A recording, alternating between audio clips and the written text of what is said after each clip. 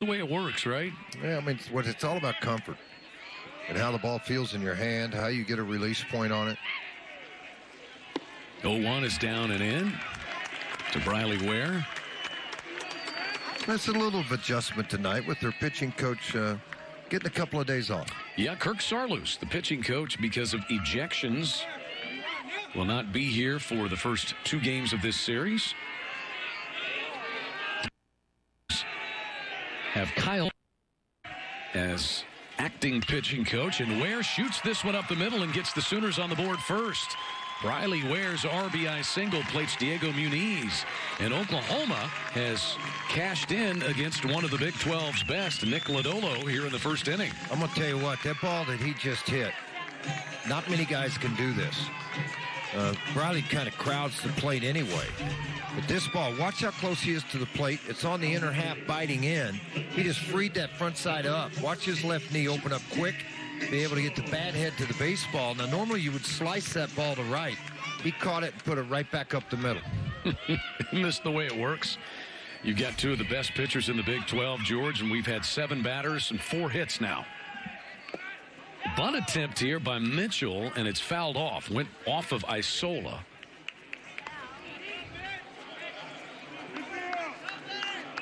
Well, Cavalli was able to get out unscathed after 2 hits by the Horned Frogs in the first. Lodolo has been touched, and we'll see how he responds. Try to build for a big inning. You're able to sacrifice these 2 guys over, take advantage of the error by Lodolo, get them to second and third, and let Hardman, leading RBI guy on the Sooners, have a shot at it.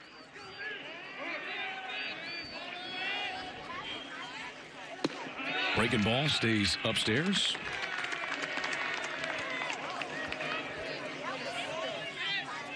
Mitchell was 1 for 2 against Oral Roberts with a double. Was hit by a pitch and walked back on Tuesday. Great presence behind the plate. Batting .386, 14 starts for Justin Mitchell.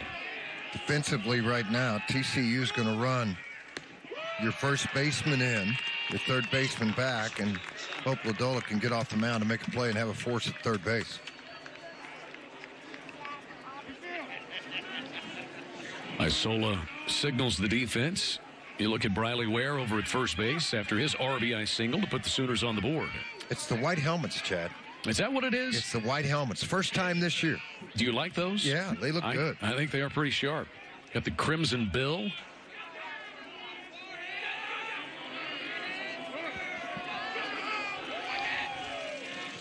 Mitchell does bunt this one pretty hard toward third, but it'll be effective and gets dropped at first base by Henry, and everybody's safe. Another sacrifice and another TCU error. And you got a second baseman over here taking the throw. Yeah, but chest high. I mean, come on. You got to make that play. They're right in the middle of the glove. And it just popped out. I mean, there's no other way to put it, folks. He got in the glove, popped out. Now the Sooners, great opportunity right now. So Mitchell, sacrifice, and the second error of the inning against the Horned Frogs. Bases loaded, a run home, and here is Tyler Hardman.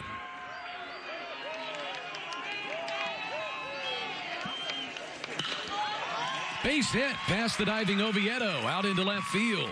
In to score McKenna. Ware gets the stop sign as Watson gets it up quickly and throws it back in. Tyler Hardman an RBI single, and it's 2-0. 30th RBI for Hardman. Boy, just keep pouring it on if you're the Sooners. That's all you can think about right now. Capitalize on their mistakes. You got the head of the bat out, 93-mile-an-hour fastball, drove it into the gap. In between the 2 on the left side for a base hit. And with Scarlett gone, Jim Schwarzenegger will take a mound visit. So indeed it is Jim Schlossnagle coming out to visit with Lodolo. Did not expect this. Of all scenarios you would draw up, I don't think anybody had 2 runs, 3 hits, and 2 errors in the bottom of the first. And now Schlossnagle just, you could tell, trying to get Lodolo to compose himself. Well, part of this is the conversation starts like this. You want me to take you out? I'll take you out. It's down 2-0, bases loaded, but You know what we need right here? You got left on left. Let's get a strikeout. Let's try to get a ball on the ground, double play. Let's limit the damage of what we have. We've messed up 2 bunt plays right now. Doesn't mean we're going to mess up again, but we need to get after it, guys. It starts right here on this mound. Lindsley with the bases loaded and still nobody out. 2-0 Sooners. A breaking ball up and in. Lodolo began the season 0-2, losses to Grand Canyon and Cal State Fullerton. As Jim Schlossnagle said, he then developed a good feel for that curveball. He's on a stretch of 6 straight games with 7 or more innings pitched. Bouncing ball to first. Gunther goes to second for 1. Lodolo did not get to first base in time to take a relay throw as Ware crosses the plate, and it's 3-0. Lindsley drives in a run with an RBI groundout. Got the head of the bat. Now there's the opportunity. High. Thought maybe he might come to home, but he'd already set himself up for the double play, and that allows Briley Ware to come in and score the 3rd Sooner run of the ball game. 1 away. Mitchell at third. And Lindsley at first. Hardman cut down at second. We'll see if Skip Johnson looks like a genius moving Zaragoza down. Zaragoza takes ball 1. Safety type squeeze by Skip Johnson. If he gets the ball down, you're going. If he doesn't, you're staying. Got to make him go field it.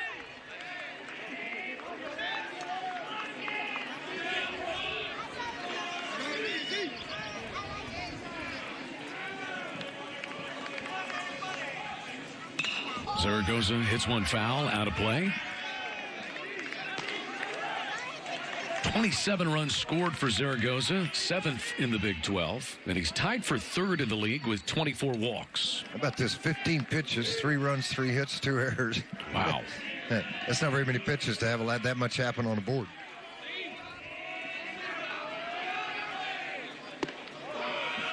Again, bunt shown by Zaragoza, but the pitch misses in.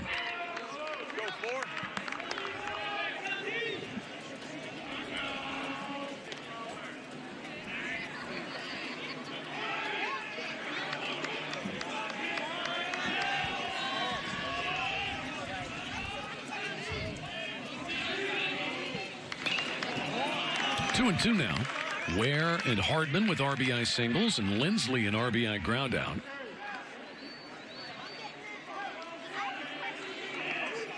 Lindsley's RBI his 18th of the year.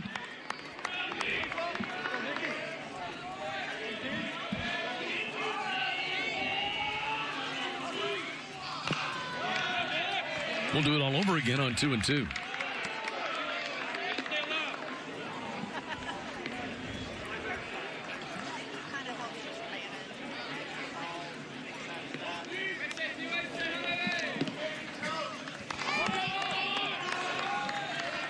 The first inning has been really kind to this Oklahoma team. They've been advantageous this year. And once again tonight, Zaragoza drills this one off the front facing of the dugout.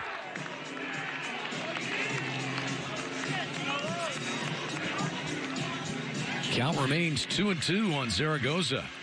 Lodolo laboring through this first inning.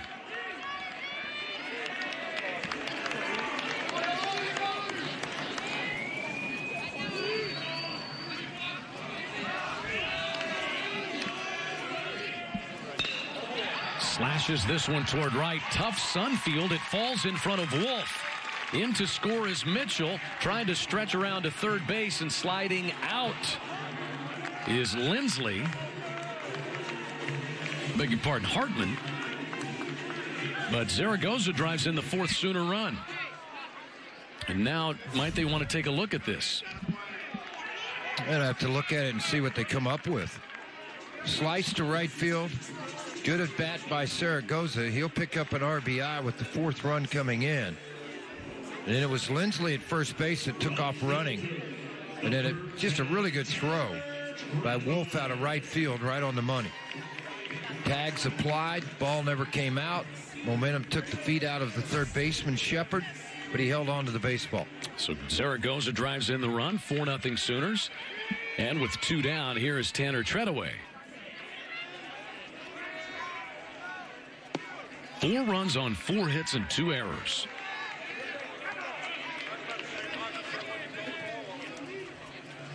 Only one of the runs will be earned for Lodolo. Still doesn't make it any easier when you start to swallow it. Boy, it's tough. Fall out of this thing 4-0. Treadaway swings on a big breaking pitch.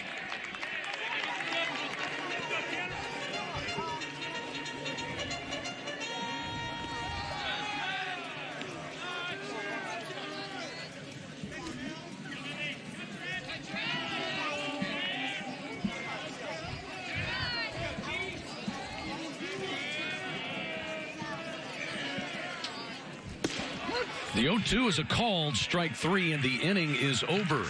Lodolo strikes out Tanner Treadaway, but not before the Sooners get 4 runs on 4 hits and 2 TCU errors. Briley Ware had an RBI base hit to get the scoring parade started right here. Tyler Hardman added himself an RBI single. Brady Lindsley an RBI ground out, and Brandon Zaragoza with a base hit. 4-0 Sooners.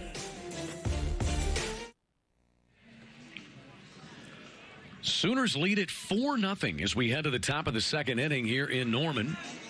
Tyler Hardman, part of the scoring explosion in that 1st inning, an RBI single for him. He is our Sooner to watch, presented by OU Medicine, leading healthcare. OU Medicine, a proud sponsor of OU Athletics. Pretty good deal when you have as many runs almost as you do RBIs. 25 and 30, 333 average, so it'll go along with those 5 home runs. Did you expect 4-0 at the end of the 1st? No, not even close. Not at all. But this is a TCU offense that can strike in a hurry. Remember, they had 2 hits to start in the 1st inning against Cavalli, Watson and Gunther. But the Sooners turned over a big double play. Their Big 12 leading 29th of the year to get out of it. Here's Johnny Reiser, senior out of Cypress, Texas. TCU's his 3rd stop in his collegiate playing career. Blinn College. Began his college career at Louisiana Lafayette. And then had some injuries last year, but made the All Big 12 tournament team. Horned Frogs making it all the way to the finals of the Big 12 championship before losing. And had they won, they would have gone to the NCAA tournament. Had to win the tournament going in, knew it, and nearly did it. But they missed out on the NCAA tournament just barely. 1-2 from Cavalli, chopped foul up the 3rd base side. They kind of had the same path Oklahoma State had the year before. And Oklahoma State came back to the losers bracket, won it, and went on to a regional. That's kind of what TCU had to do a year ago, but they didn't get in.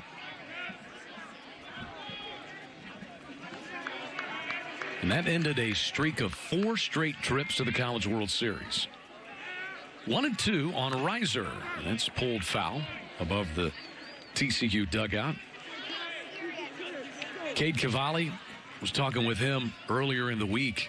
Started last Friday night, and the weather probably couldn't have been much different. It was chilly out in Morgantown, Monongahela County Ballpark, and he faced Alek Manoah, the big right-hander for the Mountaineers. Those two dueling. Sooners ended up winning that game.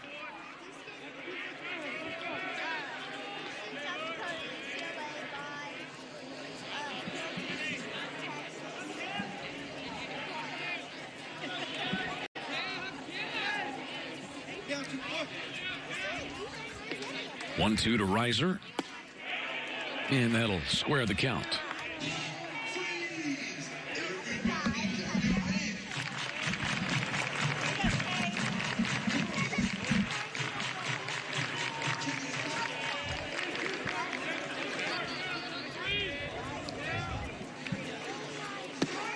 The 2-2 is down and in. Trying to get him to swing over the top of that slider.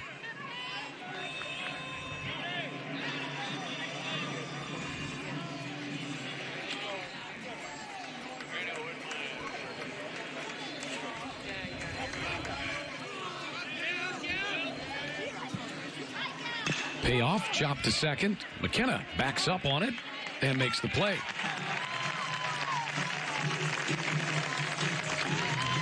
Well, when you jump on a ball club like this, a good ball club, 4-0 like this, you need to retire that first guy. Don't give him any room to breathe. Don't give him any ideas. It's going to be one of those nights that one of these games are 9-8 or so. Take care of business. Here is the shortstop, Adam Oviedo. I practiced the name, by the way. Let's hear it. I did. You want me to say it again for you? Yes. Alex? No. Adam? What's you going with? Adam. Well, that's right. You got it. See, now the last name. I practiced his name. Say Oviedo. the last name. Oviedo. Very See? good. Chad does this with me, folks, before every game. We go over names, and then he practices, and then he makes me go over and over and over again until I get them right. What generally happens... And it usually takes about an hour and a half for me to get them right. What generally happens is you say the name wrong just to try to put that in my head and get me to say it wrong. It's the challenge. I can just tell you, Seth Buckminster, or whatever his name is going to be called Bucky at second base. He's our second base umpire, Seth Buckminster. He's getting called Bucky. Well, not the first or last time that's happened. Right, just so I don't have to go through it again. But you did well with Oviedo. Oviedo. Yeah. 1-2 just missed from Cavalli. He kind of cracks a smile. Well, the big thing is about is controlling facial, body, emotions on a mound. Body language. Yeah, just curtail it. Go right at the guy. Oviedo swings and misses. So Cavalli indeed does a good job of managing his emotions and comes back to fan Oviedo. Don't give an umpire any reason that when that ball's just on the corner, he can wipe it out and not take it. But this guy's got no shot at that slider. That looked like dead red to about 3 feet in front of the plate, and it just fell off the table. Cavalli's second strikeout.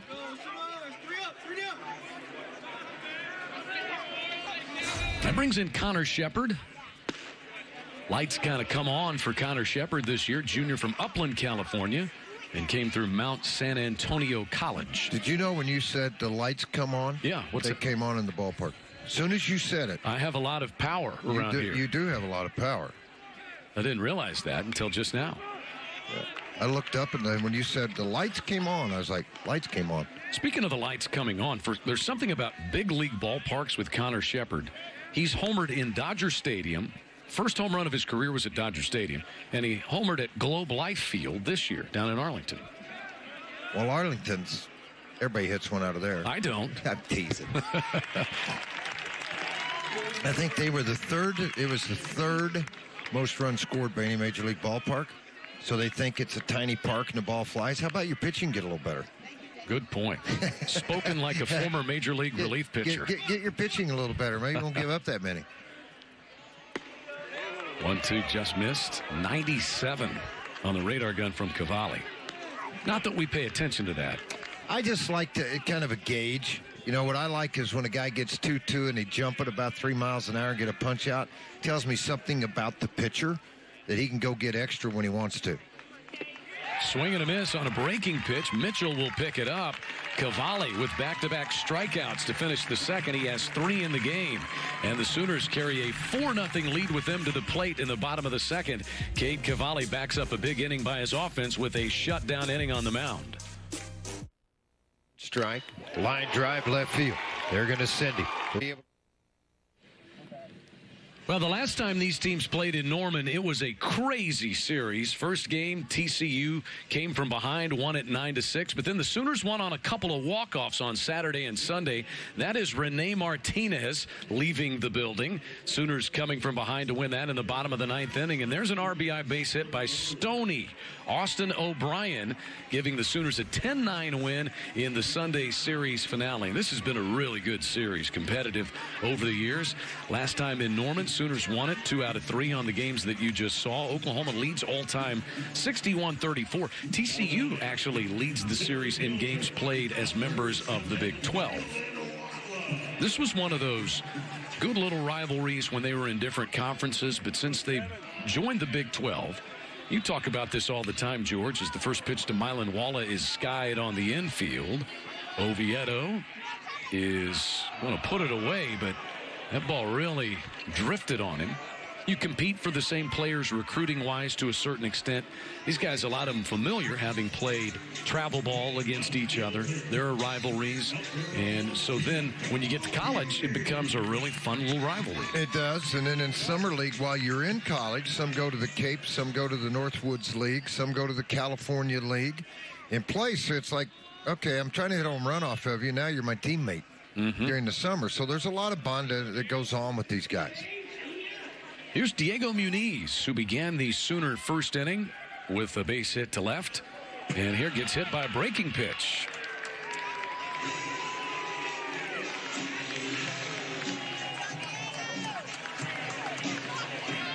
And now we've got the plate umpire. We'll stroll out to the mound to visit with Lodolo by Chris Koski. Looked like a breaking ball to me that just kept breaking and breaking and caught him right on the thigh. Is what it appeared to be, so nothing intentionally by anyone.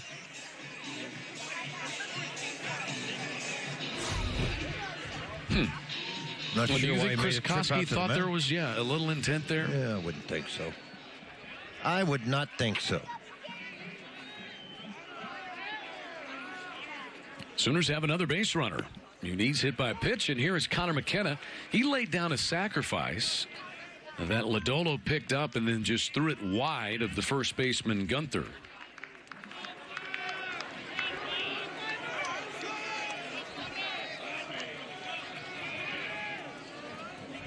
McKenna eventually came in to score. Sooners got RBI singles from Ware, Hardman, and Zaragoza, and plated 4 in the first.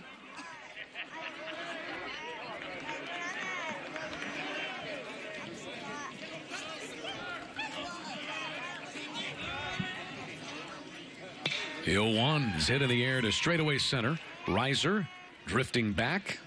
2 gone.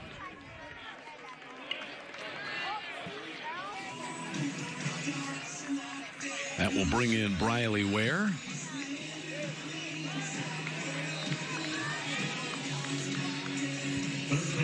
Briley started the scoring with an RBI base hit in the first.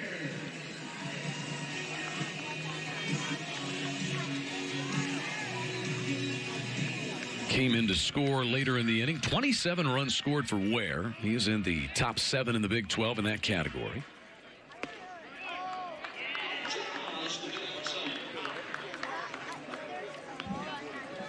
You know what happens after the game tonight, George? Fireworks? That's right. It's a Friday fireworks night.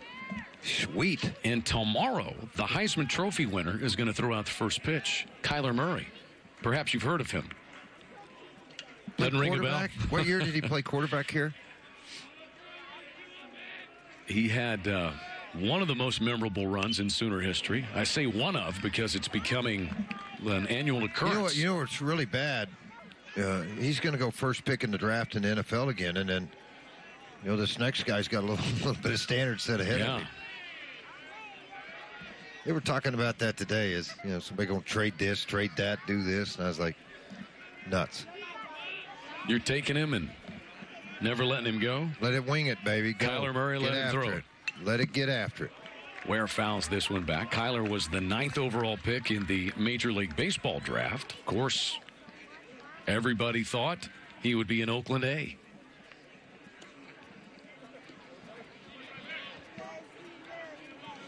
I always kind of felt like he liked the Saturday, one day a week, big crowd, and it turned out he did. But I really do believe that he was more in tune with that. Ware strikes out.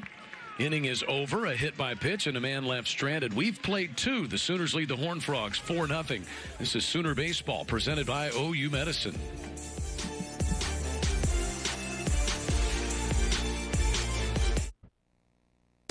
Sooner Sports TV is brought to you by Pizza Hut. No one out-pizzas the Hut. And Riverwind, still the one.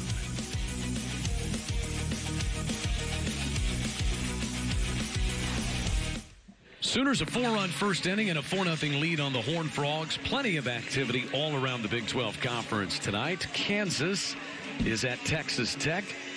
You've got West Virginia And Oklahoma State this weekend.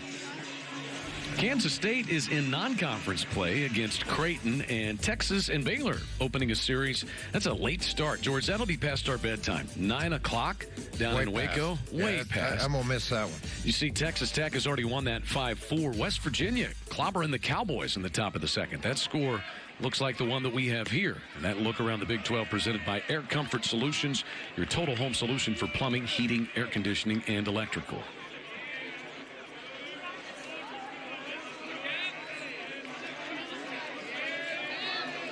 Alex Isola, the catcher. And Cavalli misses a little down and away. Isola is out of Lincoln, California. He's a double transfer. Freshman season at Utah and then spent a year out in Arizona at Yavapai Community College. 8 home runs and 39 runs batted in there last year. 3 balls, no strikes. Where's Lincoln, California? You knew I was going to ask that, right? Yes. So then you asked, why would you ask? Right? I'm going to say it's in Northern California. Or is it southern or northern? You said both. That way I'm right. That's a good plan. Huh? That's a good plan. I like it. Come back with 2 straight strikes after falling behind 3-0.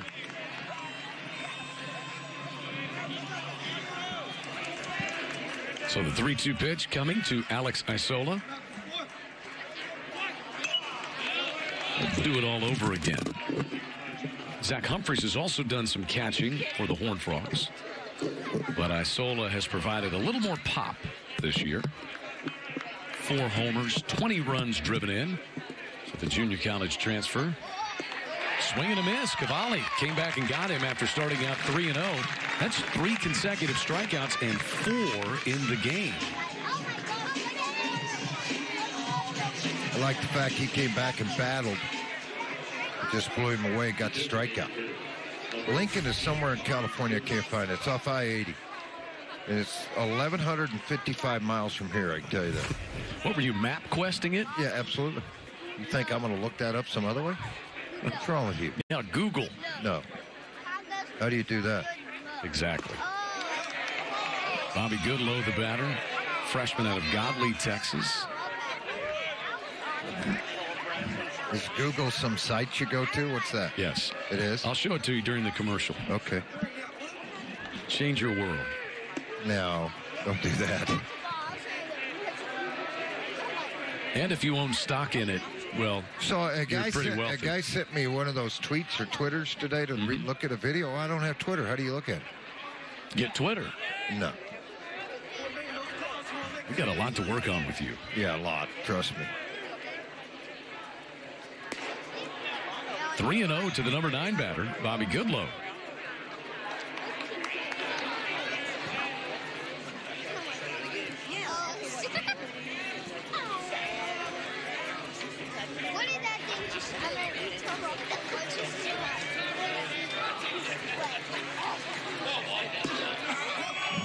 And there's a 4-pitch walk to the number 9 batter, Bobby Goodlow. 7 out of 10 pitches were balls for the first 2 batters. So, you start to look at it. Is there, something here they just decided to take? I'm gonna work a walk out of this thing. 9-hole hitter walks. Back to the top of the order for Hunter Wolf, who struck out looking in the first.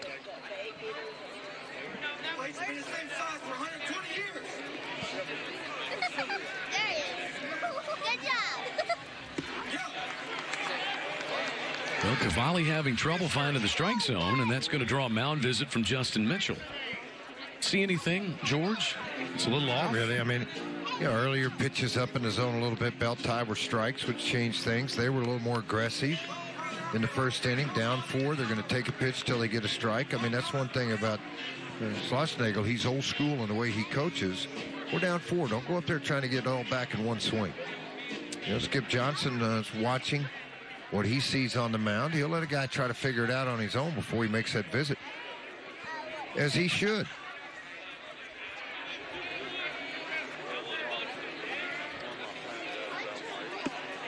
Two 2-0 to Wolf.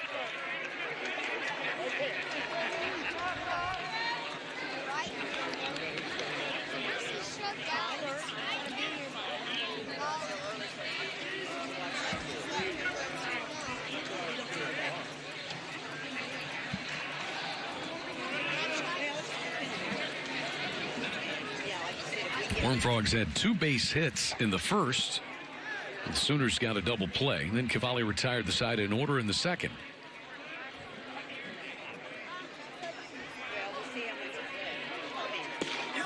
And the 2-0 was in there for a called strike.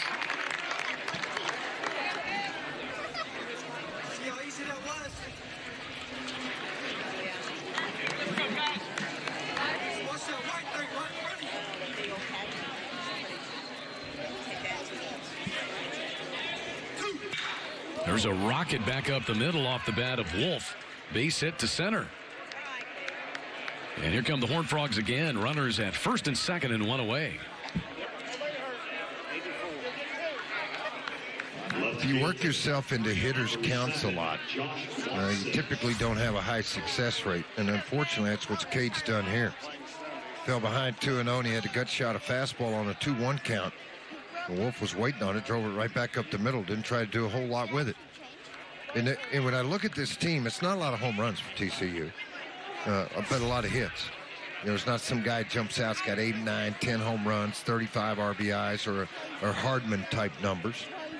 But a lot of consistency in that 320, 330 range. Cavalli misses again to Watson, who had a base hit his first time.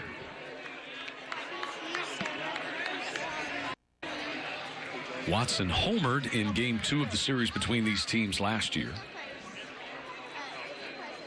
Has extended his hitting streak to 8 games. And 2-0. Skip's going to have a visit. Well, Mitchell has been out, and now Skip Johnson will come visit with Cade Cavalli.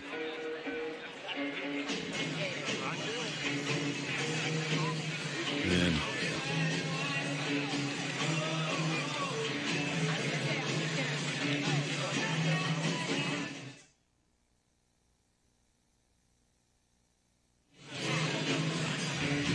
the Trails Golf Club offers the perfect atmosphere for great golf and family fun. Visit trailsgolf.com. Well, you ask Skip Johnson the important things for Cade Cavalli, and it's the same for everyone. The mentality, staying pitch to pitch, staying in the moment. Part of it is, too, for Skip, is walking to the mound and know who you're talking to. Some of them need a pat on the back. Some of them need a kick in the butt. And you got to know which ones they are and know their personalities and challenge that guy. Hey, you're 4-1. You want to be 5-1?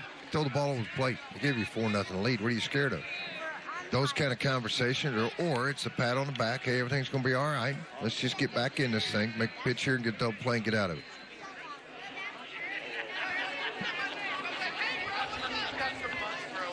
Two-0 to Watson, swung on and popped up foul. Which one worked for you? Kick in the butt. I like being challenged. I really did. And I think maybe that's why I challenge kids, you know, that I coached in Little League when I was just getting out of baseball and my son's teams. I think you challenge a guy, you put him on the spot, and they got to respond.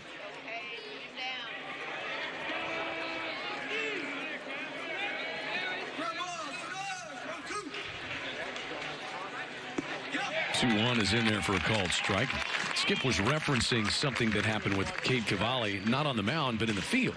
Said he had a base hit in the game the other day, tried to stretch it to a double when he shouldn't have. He got out of himself, not in the moment.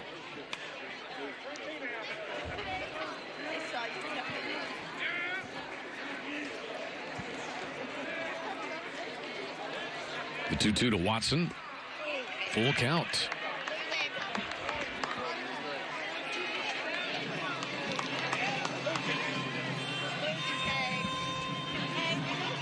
Well, a walk would make things interesting. Bring the tying run to the plate. Yeah, way too quick, interesting.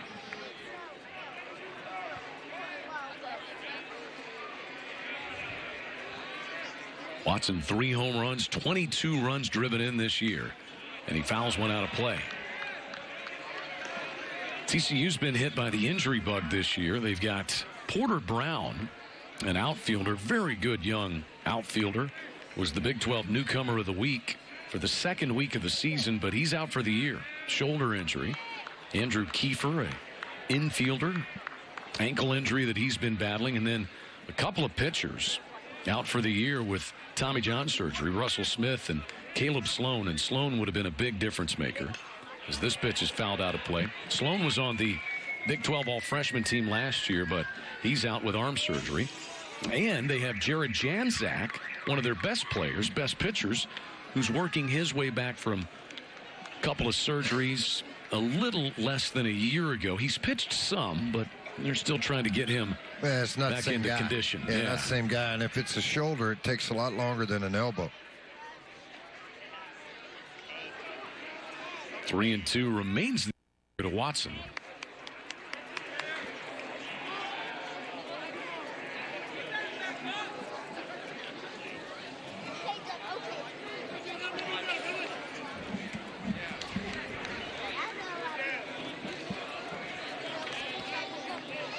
Goodlow walked. Wolf has a base hit.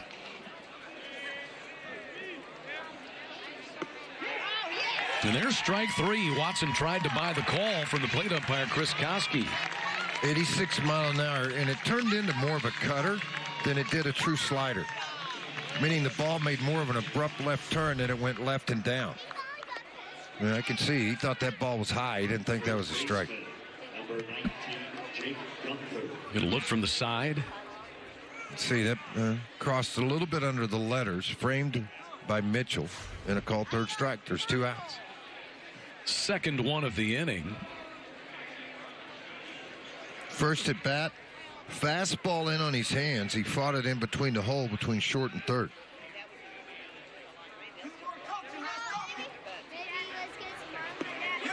And Gunther takes a strike. Well, whatever Skip Johnson said appears to have worked for Cade Cavalli, as it oftentimes does. It's crazy. A pitching coach goes, or a head coach, goes to the mound, talks to the pitcher. If I had $1 for every time they threw a strike, then this stadium would be named after us, Chad.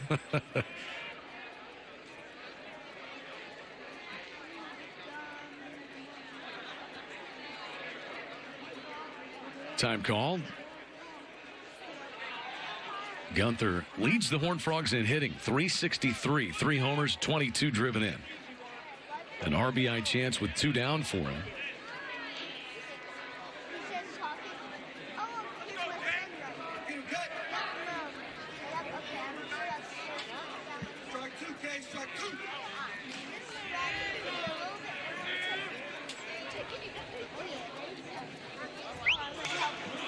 Line to the top of the back screen. It's 0-2.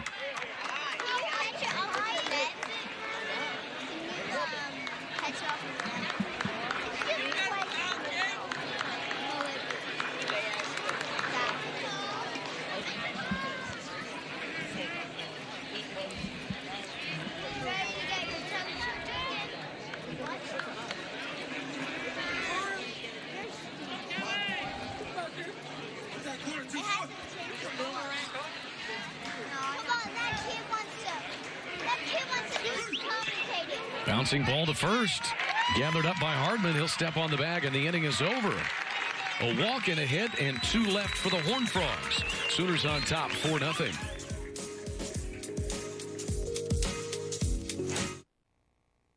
Sooner Sports TV is brought to you by Air Comfort Solutions, your total home solution for plumbing, heating, air conditioning, and electrical. Make the winning call today. And Riverwind, still.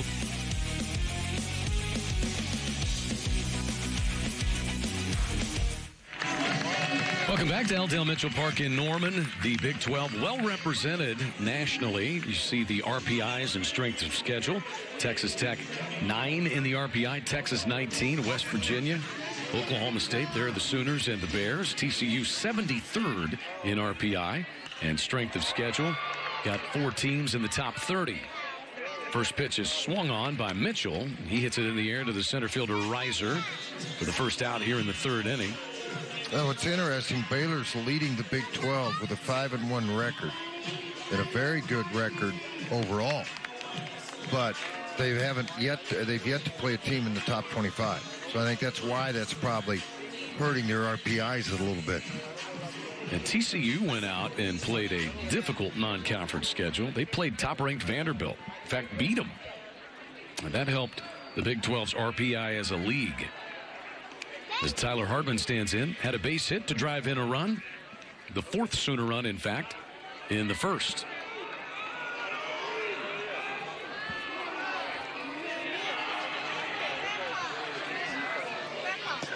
Down and in, and 2-0. Lodolo, you mentioned it earlier, despite having some traffic on the base paths, he had allowed only 9 runs in 48 innings pitched this year, and he gave 4 to the Sooners in the first inning. And one of those earned. You got to keep that in mind. I think, yeah, he only gave up 9 runs in 48 innings, but those 4 runs given up, only 1 was earned. The inability to handle bunt plays cost him and the Horned Frogs. So he was a part of that. Obviously, he had the throwing error. As a former pitcher, should the run still count if the pitcher makes an error? Oh, boy, here we go. Got into it too early in the game. No, that's kind of like the same thing. Wild pitch, earned run, pass ball, not an earned, or, vice versa. Right. So, catcher's fault versus the pitcher's fault. Right. So now all of a sudden you threw the ball down the right field line. If that guy comes around to score, whack the pitcher, give it to him.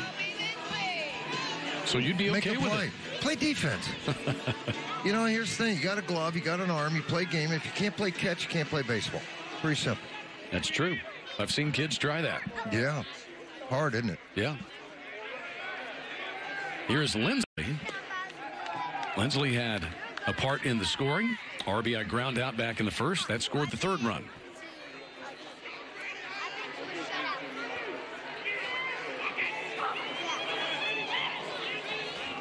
Lodolo's 1-0 is taken on the outside corner. Lindsley has 4 triples this year. Didn't play Tuesday against Oral Roberts.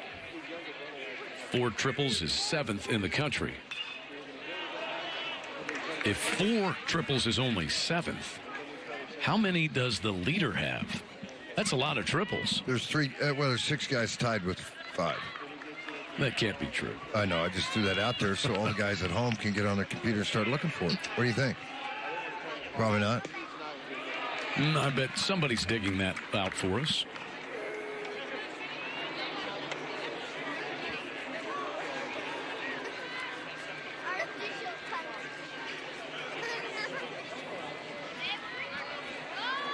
Lodolo's 2-2 to Lindsley. Strike 3 called.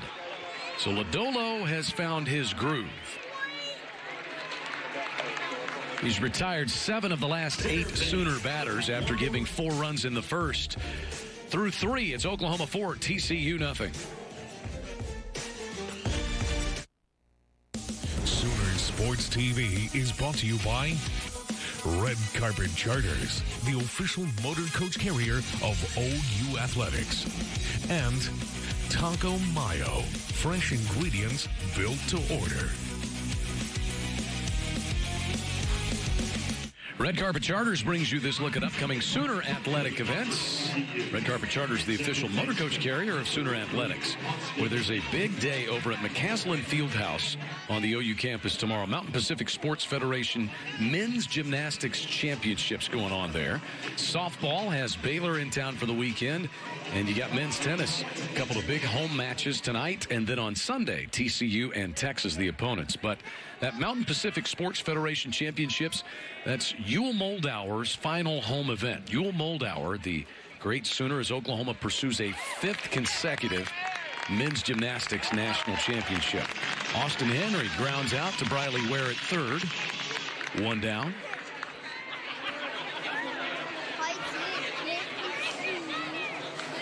I don't know a lot about gymnastics. I just know you got to be a really good athlete to do what they do. And I find some of it so entertaining.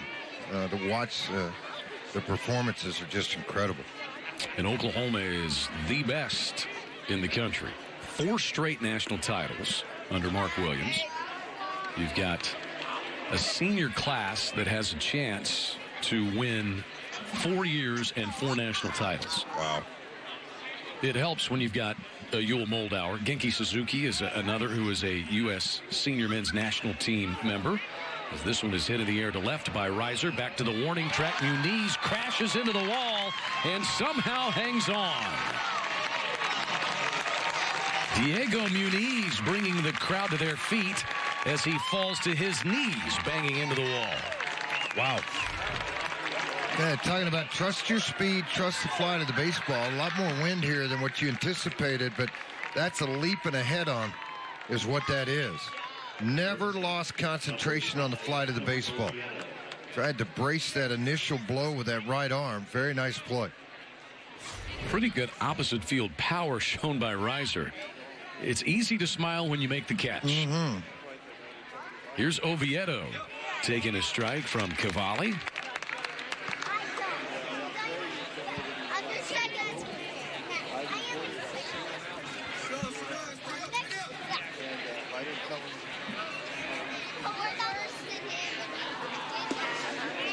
Down and in. That'll even the count. Oviedo struck out swinging against Cavalli in the second.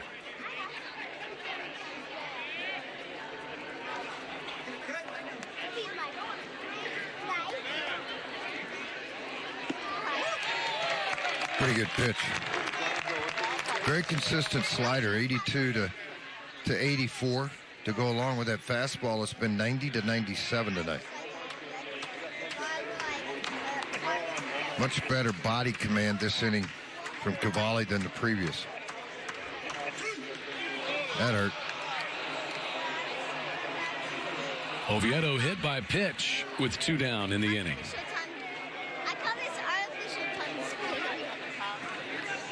Seventh batter that Cavalli has hit this year.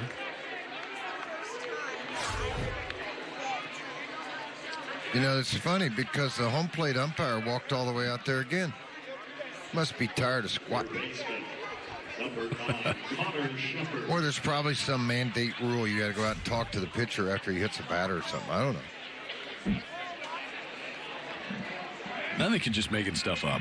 Me? Uh-huh. Probably. It's the first time Oviedo's been hit this year, and it brings in Connor Shepard, who struck out swinging his first time.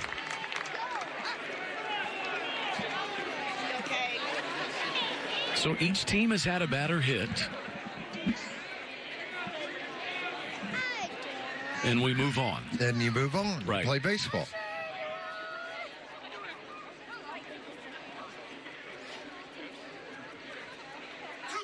Cavalli's 0-1, swung on and missed. Thing with Cavalli, he had a 1-2 count on the hitter. He was trying to go fastball in, got away from him, clipped him on the shoulder.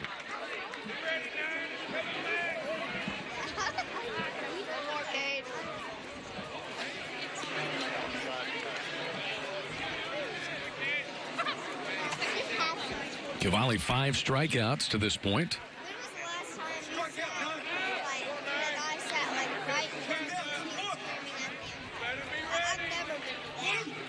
Came right after him, and it's a base hit into right field as Shepard turns on this ball, and that will send Oviedo all the way around to third base.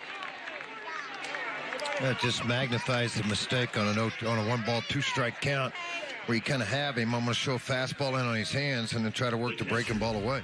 Number 34, Alex Isola. Just a nice job of hitting. Not hit particularly hard, in on the hands. Took it to right field. Shepard 1 out of 2 tonight. Runners first and third and 2 down. And here's Alex Isola, the catcher.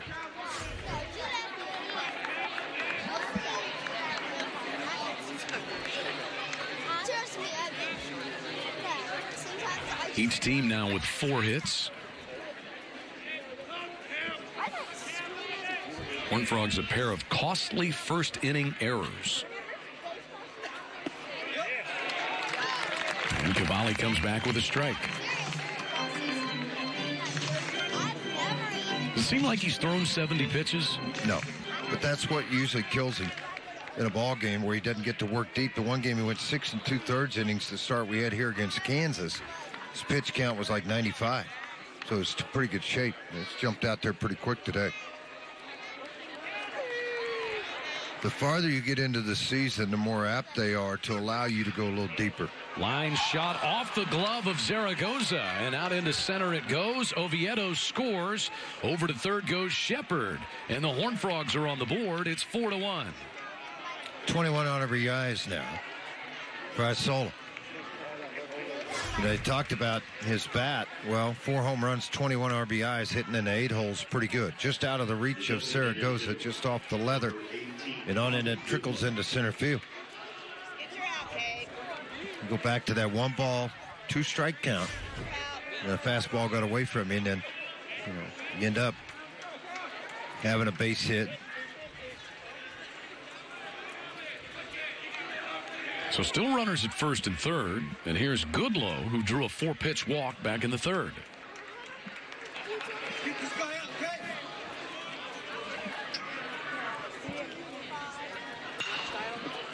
Ware dives but can't reach it. That will score Shepard, and it's 4-2.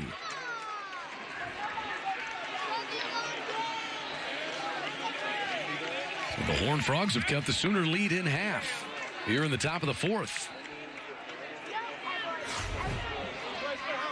Right fielder, number 6, Hunter Wolf. The 8 and 9 batters in the lineup, and so that rolls it over for the top of the order, and Hunter Wolf now.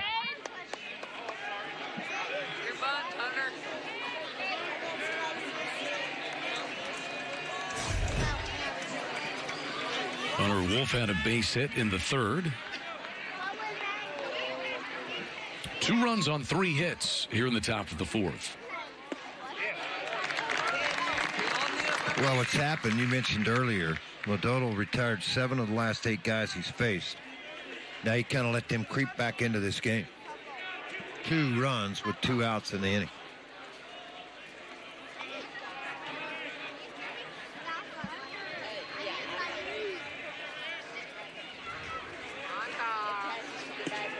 Snap throw to first, and he is just back in safely. Is Goodlow.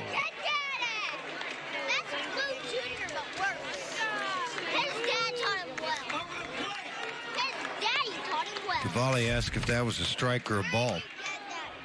Because a lot of times what happens to umpires, the catcher, when they're making that back pick move to first, they'll rise up so you can't see where the ball is as an umpire. It leaves you no other choice than to give it a ball.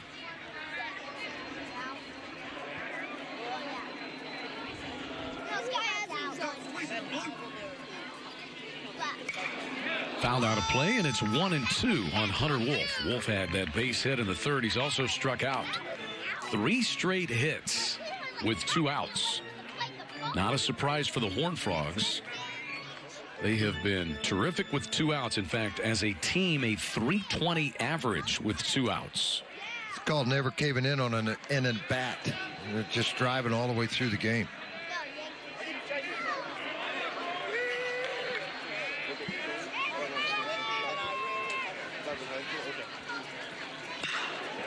Into center field. That'll be a base hit. Around third comes Isola. He will score. We have a 1-run game. An RBI base hit by Hunter Wolf, and it's 4-3. 4 straight TCU hits here in the 4th. For Wolf, it's his 9th RBI of the season. No movement in the Sooner bullpen. Fastball down and in. 2 strikes at 93 miles an hour. Nice job of hitting.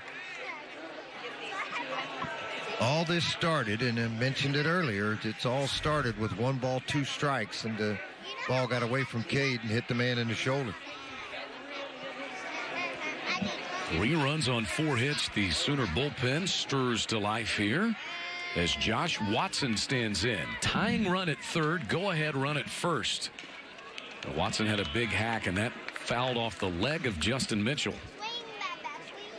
Bee sting. I think I'd rather be stung by a bee than hit by that. It's kind of the feeling of what you have.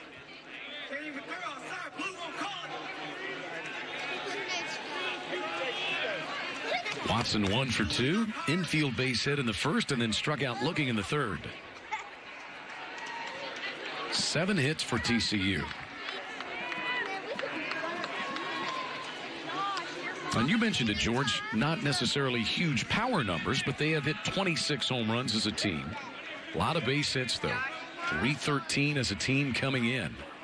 And 7 hits tonight. And that one is fouled off of Watson. And they will run. They have a lot of stolen bases, particularly at the top of this order. The first 5 combined have 30 stolen bases out of the top 5 guys in this lineup. They've only been caught 3 times on the year. Pretty good. 0-2 the count on Josh Watson.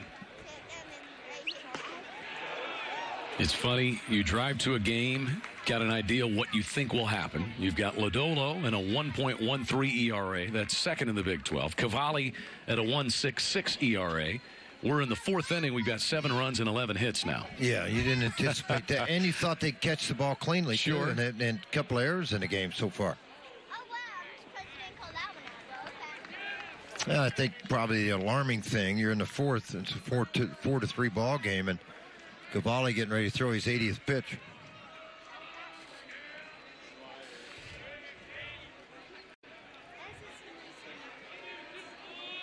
A hit batsman and 4 straight singles for the Horned Frogs. Watson hits this one hard. Out to right. It is run down by Tanner Treadaway, and the inning is over. Watson stung that ball. But Cavalli is able to get out, but not before the Horned Frogs get RBI hits from Isola, Goodlow, and Wolf and crawl within a run.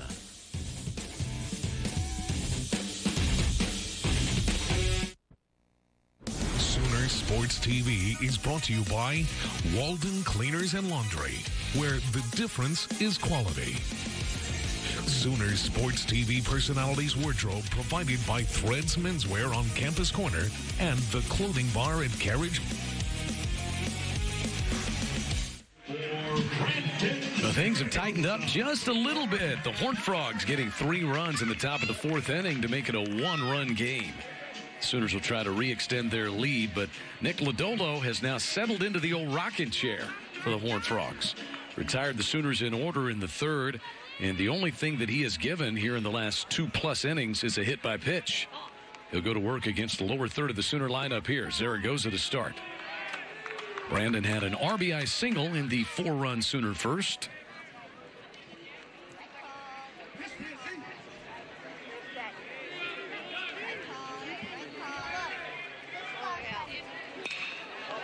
And Zaragoza is 2 for 2 as he shoots that one past Oviedo and into center field.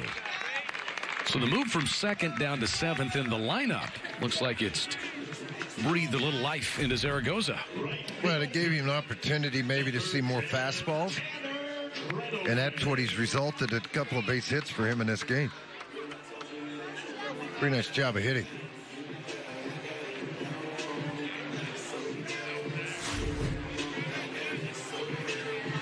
Lodolo had retired 5 straight.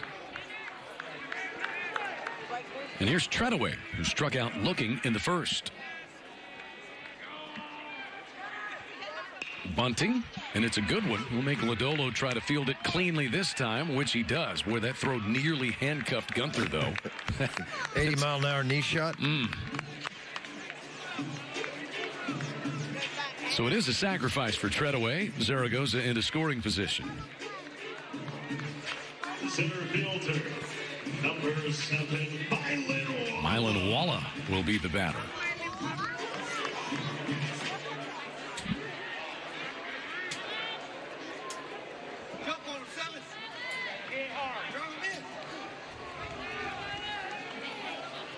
Still a difficult sun field this time of the day out in right field. Sometimes we'll start these games at 7, sometimes 6:30. 6 o'clock's an even earlier start, so you can see that sun is still impacting Hunter Wolf, the right fielder in particular right now. And I think it'll get your center fielder. If there's a ball in right center field in the gap, he's got to look up. Walla tried to hold up, but could not do so. Walla popped up to the shortstop Oviedo his first time. You see Hunter Wolf out there. He's got the sunglasses on the back of the hat. Not sure why they're there. The sun's not going to get in your eyes back there, is it? Well, you drop a fly ball and the coach sees those on the back, not going to be a happy day for you when you get to the dugout.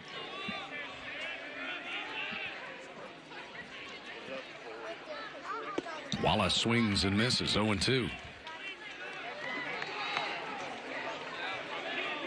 Tell you what started this ball game, not that big a crowd. Pretty good crowd right now. A lot of people got off work with the early start at 6. Run home, grab the kids, grab something to eat, and head to the yard. Well, you can skip the eating thing. There's plenty out here at the ballpark.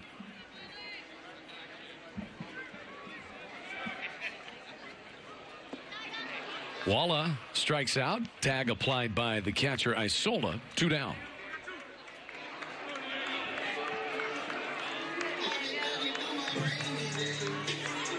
And I just watched Hunter Wolf run over to the bullpen out in right field. We'll see him maybe here in a minute. He ran over to the bullpen and got a different pair of sunglasses, which he is now wearing. As Walla swings and misses there. Hey, somebody go get my glasses and bring them down here. And in between outs, I'm going to run over and grab them. And that's what's happened. Just don't let Coach see it. But our cameras are everywhere. Your eyes were everywhere. You caught it. I saw him out of the corner of my eyes, and Hunter Wolf now wearing sunglasses. Wonder what was on the back of his hat a minute ago. The wrong sunglasses. Probably some clear sunglasses of some kind. Mm-hmm. Diego Muniz has singled and scored in the first, then got hit by a pitch in the second. Stands right on top of the plate. Trust his hands to get to the inside fastball. Zaragoza singled, was sacrificed to second, where he stands with 2 down.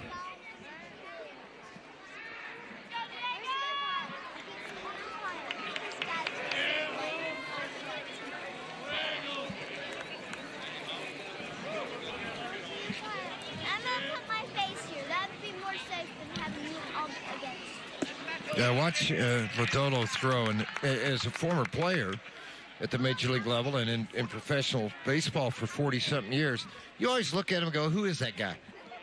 Who does he remind you of? Who could he be? Mm-hmm. Andrew Miller.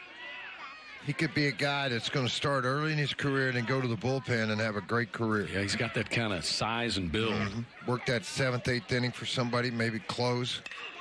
Muniz scalds this one to straightaway center. Riser races back, but he will not reach it.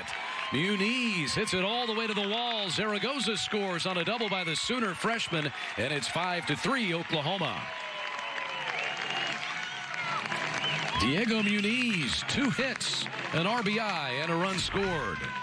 11 RBIs on the year for Muniz now, and you look at this ball hit. It took off right off the bat. There is a breeze to center. That didn't affect the flight of this ball. It was hit hard. 2 out base hits. Love it.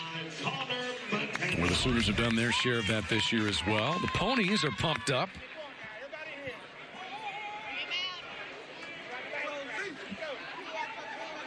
Connor McKenna, the batter.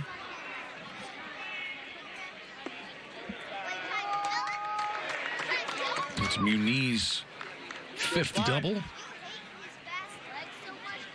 McKenna laid down a sacrifice and was safe on an error, and then scored a run in the first, and he flied to center in the second.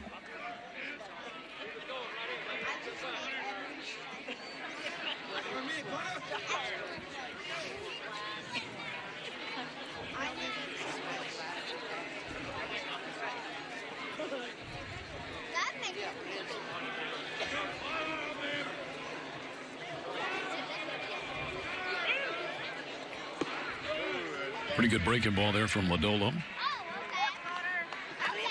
His curveball has been anywhere from 79 to 83. Fastball has been up to 94. So the intriguing part, 6'6" and left-handed. And you see it a lot, those guys that throw 93, 94. In a starting role, they go to the bullpen, that fastball jumps. 1-2 now.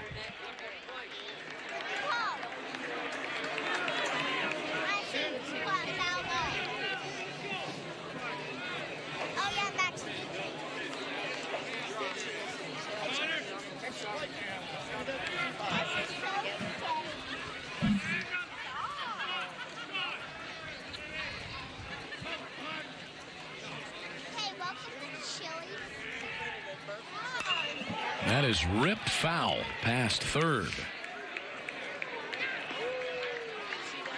Connor McKenna is batting .371 since March 9th. He's driven in 15 runs over that period. JUCO transfer from Palomar Community College. Same hometown, same number as Kyle Mendenhall.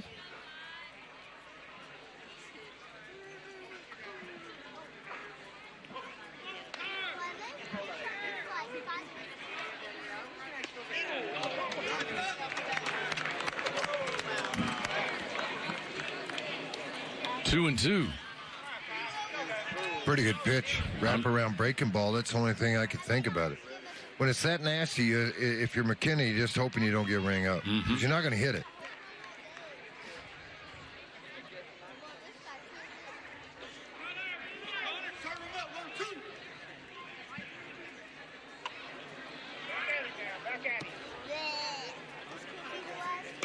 Two, little fly ball. Shallow right field and fairly easily playable for Henry. The inning's over. But the Sooners get another run, and this time it's Diego Muniz, his second hit of the night. An RBI double that plates Brandon Zaragoza. 5-3 Sooners headed to the fifth.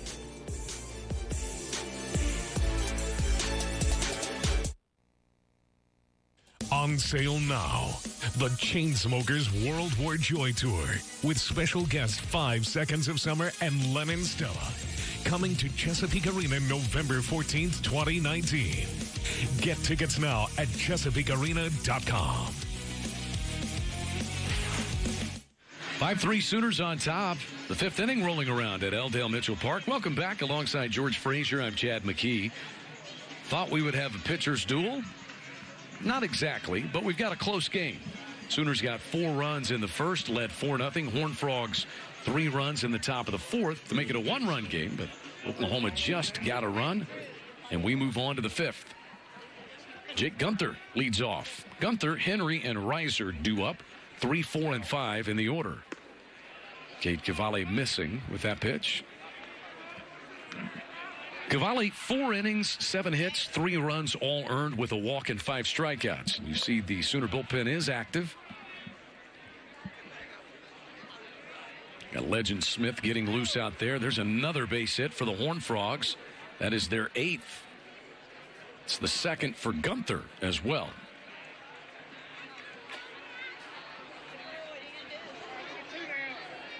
Second baseman, number 3, Austin Henry. It brings in Austin Henry. He's hit 2 ground balls to Briley Ware at third.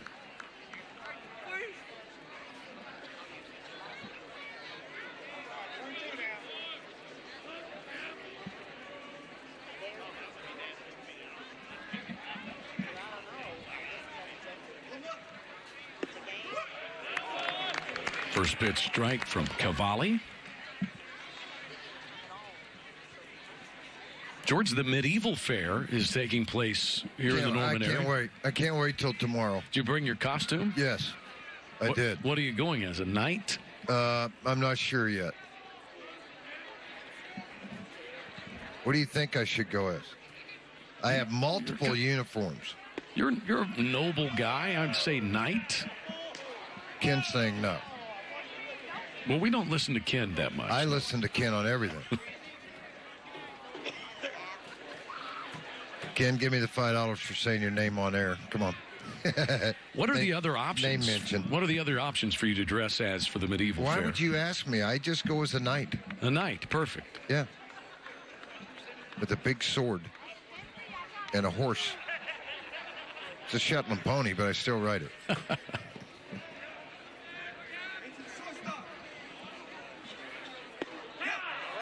First horse I ever got, Chad, was a Shetland pony. My dad brought it home. Bite you? My mother goes, she's pregnant. My dad said, no, it's not. 3 days later, we had 2 Shetland ponies. Nice.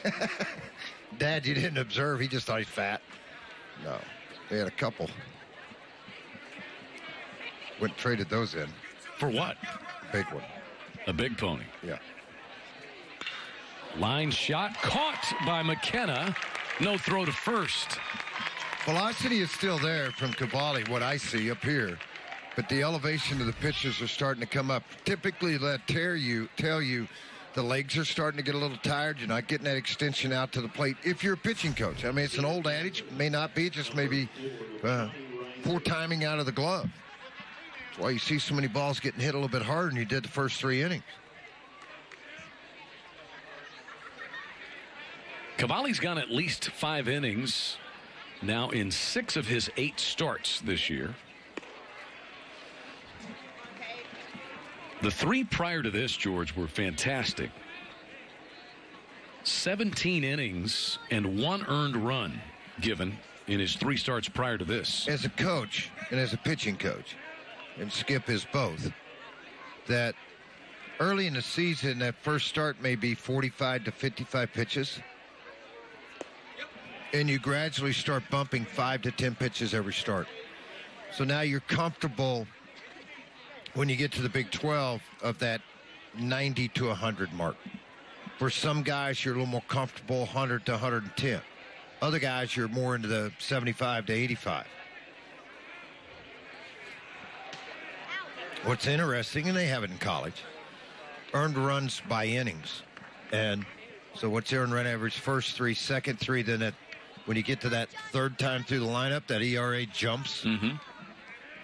You know it's time to go to the bullpen.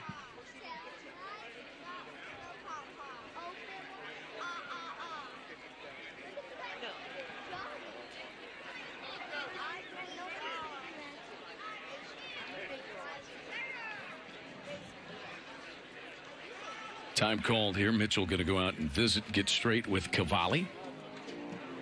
You know, the Sooner bullpen has been very good this year. You've got Legend Smith, Matthews, and Brooks. And, of course, Jason Ruffcorn leads the Big 12 with 7 saves.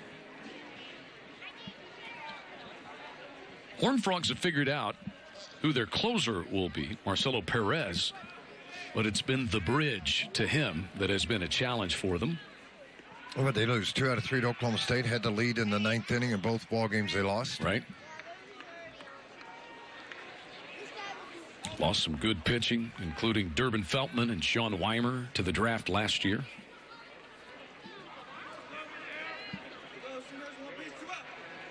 Two balls and no strikes. Bounds over into the TCU dugout. Well, there's some guys that junior year, or when you turn 21, you're eligible for the draft. They're ready to go.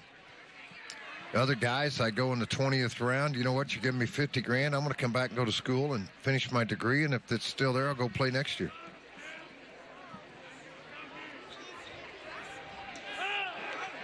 Throw over and back in is Gunther. Johnny Reiser is 0 for 2, but he's the one who sent Diego Muniz all the way to the wall and left his last time.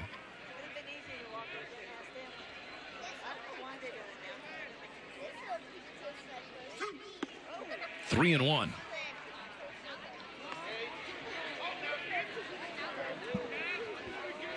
Cavalli has only walked 1 to go with his 5 strikeouts, but a lot of deep counts.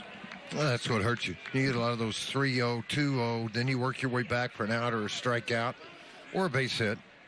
It just takes a lot out of you. 3 runs on 8 hits so far. They've out-hit the Sooners 8-6. Line down the left field line. Muniz going to give chase over near the wall, and that'll be foul. And it goes to 3-2.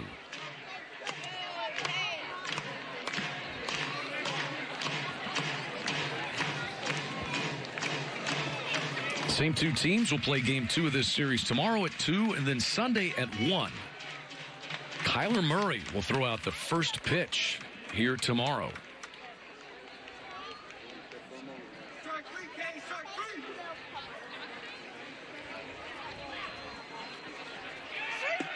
Reiser takes ball 4.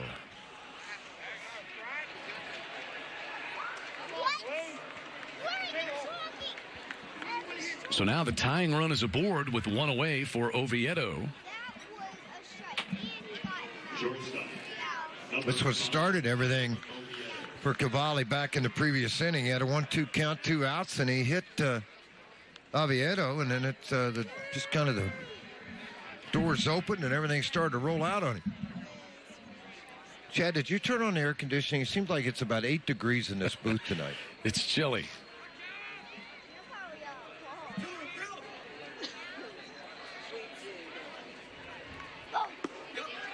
And Cavalli misses again. It was the hit by pitch that started it. Horned Frogs would get 3 in that inning, and now Skip Johnson is out of the Sooner dugout. Bullpen, it appears, has been ready for some time.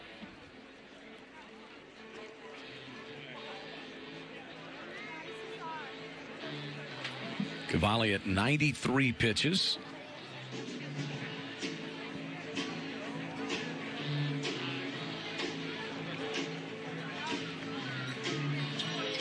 Sooner Baseball brought to you in part by the Trails Golf Club in Norman, where you'll experience everything you love about golf and more. Visit trailsgolf.com.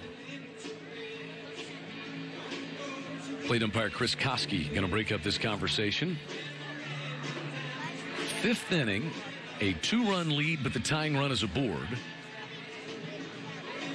And Cavalli will stay in for now.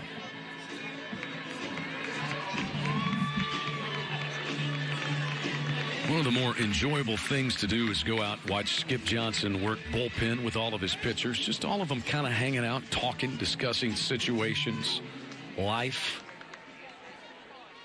Former players who show up from time to time. He's had Parker French here for a day or two, former pitcher for him at Texas.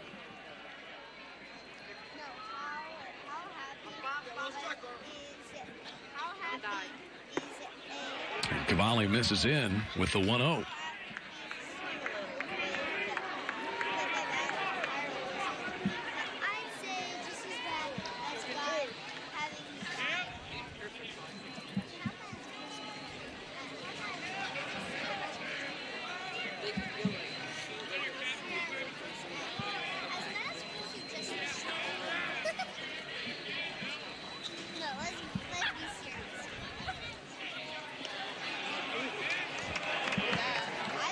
Yanked that slider completely out of the strike zone. Sometimes when your body gets tired, you will lose control of the front side of your body and your head, and you try to create velocity with that part of your body versus your arm. That's typically when you yank out of the zone.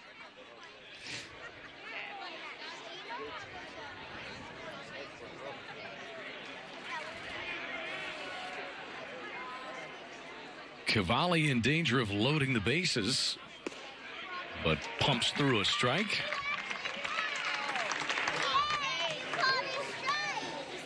In addition to being hit by pitch, Oviedo has also struck out tonight.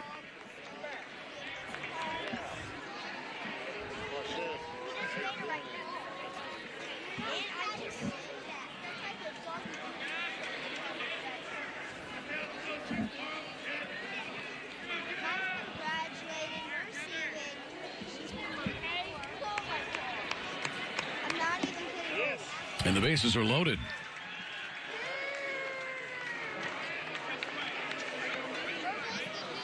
Cavalli with back-to-back walks here to Reiser and Oviedo.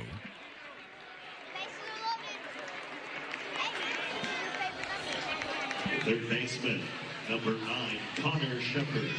Connor Shepard due up.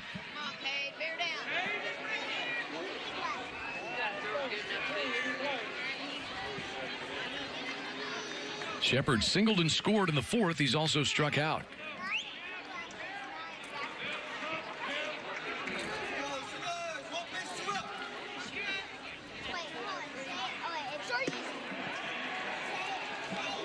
Yeah, the momentum of the ball game just came to a crawl with the walks, the 3-ball counts, the peppiness of your ball club defensively.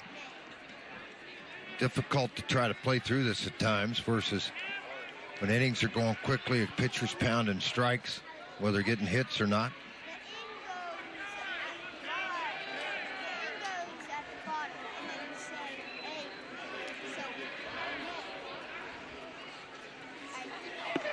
Cavalli deals a strike to make it 1-1. The Horned Frogs had 2 men aboard in the first with only 1 away and hit into a double play.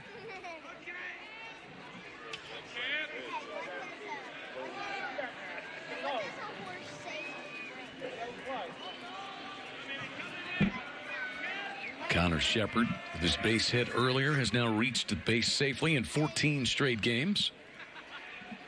The 1-1 to him. A pop-up on the infield, backhanded by McKenna for the second out. Boy, that was almost in no man's land, and McKenna and Zaragoza able to communicate just in time for McKenna to make the play. Yeah, jammed right onto the hands, and as you come after this baseball, you got a base runner in front of you. And then that's when McKenna said, I got it. He got there right in front of Zaragoza, stretched out the hand and made the play. So 2 down, and Alex Isola will be the batter. He drove in the first run with a base hit back in the 4th. Cavalli trying to gut his way through 5 innings tonight. Preserve a 2-run lead.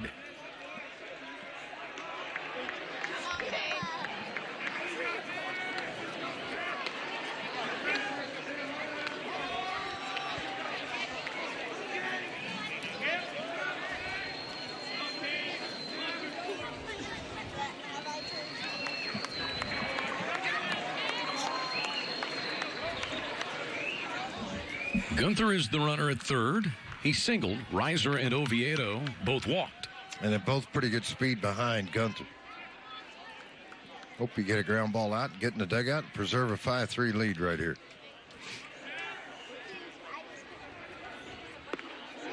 Two and 0.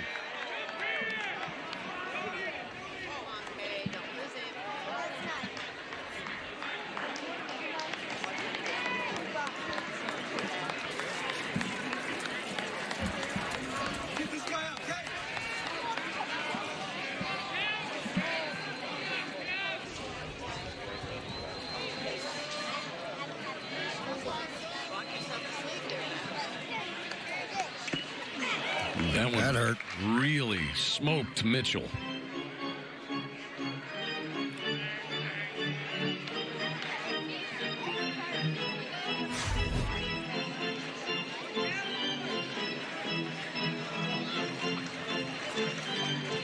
Got him right in the arm, and a lot of times you get those rib shots even with a chest protector. It doesn't feel particularly well. Maybe even got the mask and then the arm. Mm-hmm. So it rings your bell and then punches you in the arm. Concussion's such a huge part of that position now. 2-1 pitch for Isola.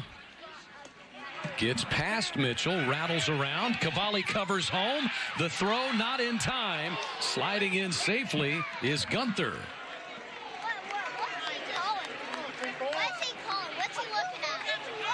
Well, pitch got away from Cavalli, but what's interesting, I want to see if Cavalli broke off the mound at the same time. That ball ricocheted back really quick when it left. Yeah, Cavalli comes.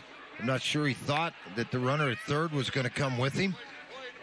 And when he got there and he got the ball and tried to apply the tag, the foot got in underneath by the time Cavalli got there. 1-run game on a wild pitch. And a 3-1 count on Isola.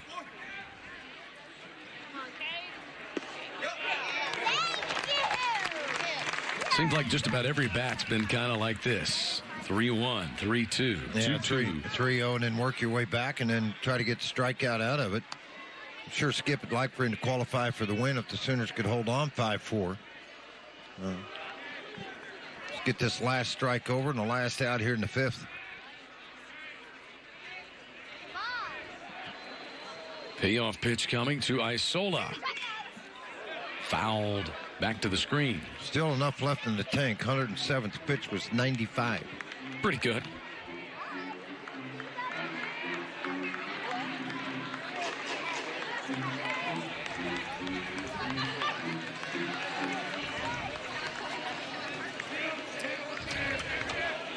A run home on a hit and 2 walks.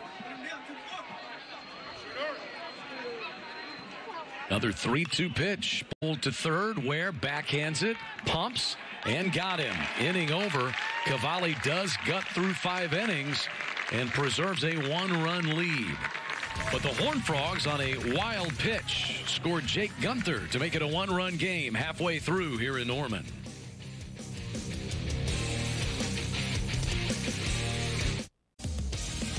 Thanks to our cornerstone television partners, OU Medicine, Anheuser-Busch, OU Extended Campus, and our community partners, Landers Auto Group, Devon Energy, Coca-Cola, and OU Medicine.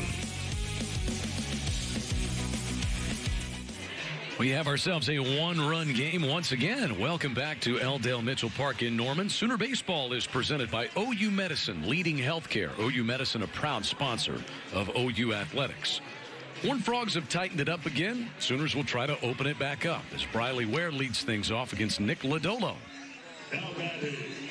Lodolo gave 4 runs on 4 hits and 2 errors in the first inning. Did not look like he was going to be around for the 5th.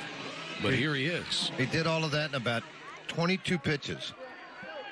And here, all of a sudden, you look at Cavalli, 109 pitches. In the 5th inning, he's got 56. Make it 57. He's thrown about half as many.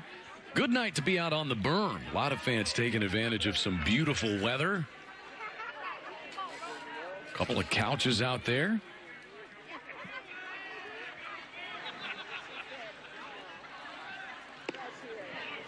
Ware takes a strike on the inside corner. I wonder if seats are reserved out on the berm if you have to mark your spot. It's one of 2 things, Chad. It's first come, first server. Who has the biggest dog? And the most well-trained dog. Sure. This one has popped up, first base side. And I think it would have been fair, caught by Gunther.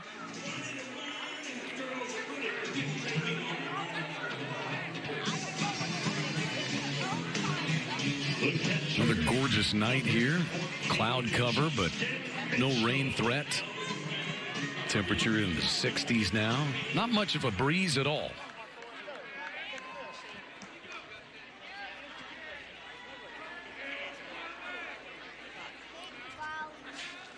Justin Mitchell is in. Mitchell had a sacrifice, and there was an error made on the play. He came in to score back in the first. He's also flied out to the center fielder, Reiser.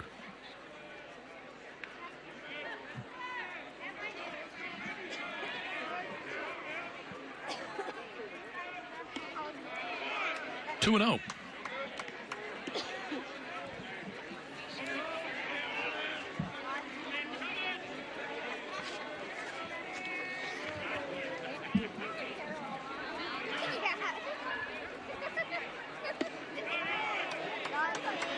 Mitchell takes another one down and in.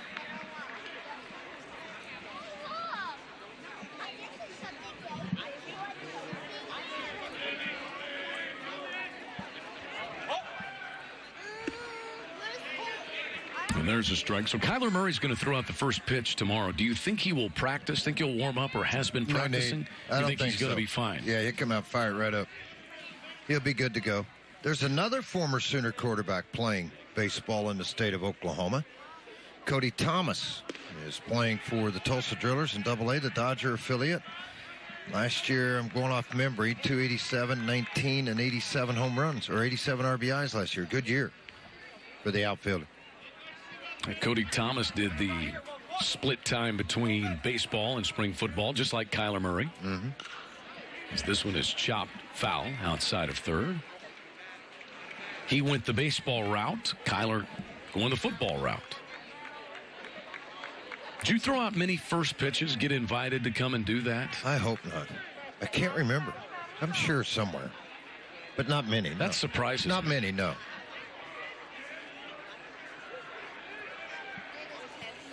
The 3-2 ripped past the diving Oviedo out into left. Justin Mitchell just continues to produce for this team. His batting average is up around 390 now after that base hit. Well, getting a start a couple of weeks. Typically, it's on this Friday night catching Cavalli. Then again a midweek game, but he's getting after it right now with the bat. The sophomore swinging it extremely well.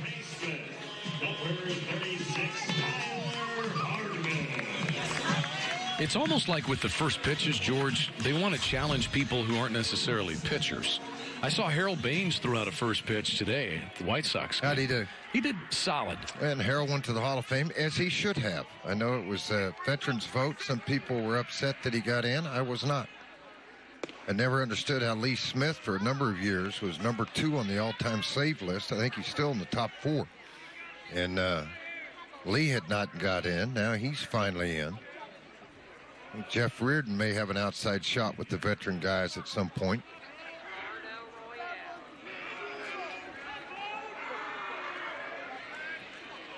Hardman pulls this one to third. Shepard up with it. He goes to Henry, 1. Return throw not in time. 5-4 fielder's choice play. Mitchell cut down at second base. It tells you Hardman can run a little bit too. It's 2-hop ground ball right to third base. Shepard over to Henry. Henry not able to complete that. It almost looked like he didn't get a very good grip on the baseball coming out of the exchange at second. A little bit of a high throw. And with 2 gone and Hardman at first, here is Lindsley. Lindsley drove in a run with a ground out in the 4-run Sooner first. He's also struck out.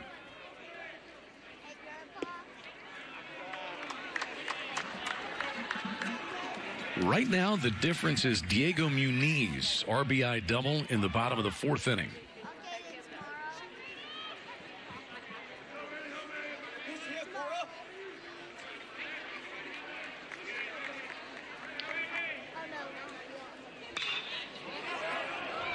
One and 1 to Lindsley.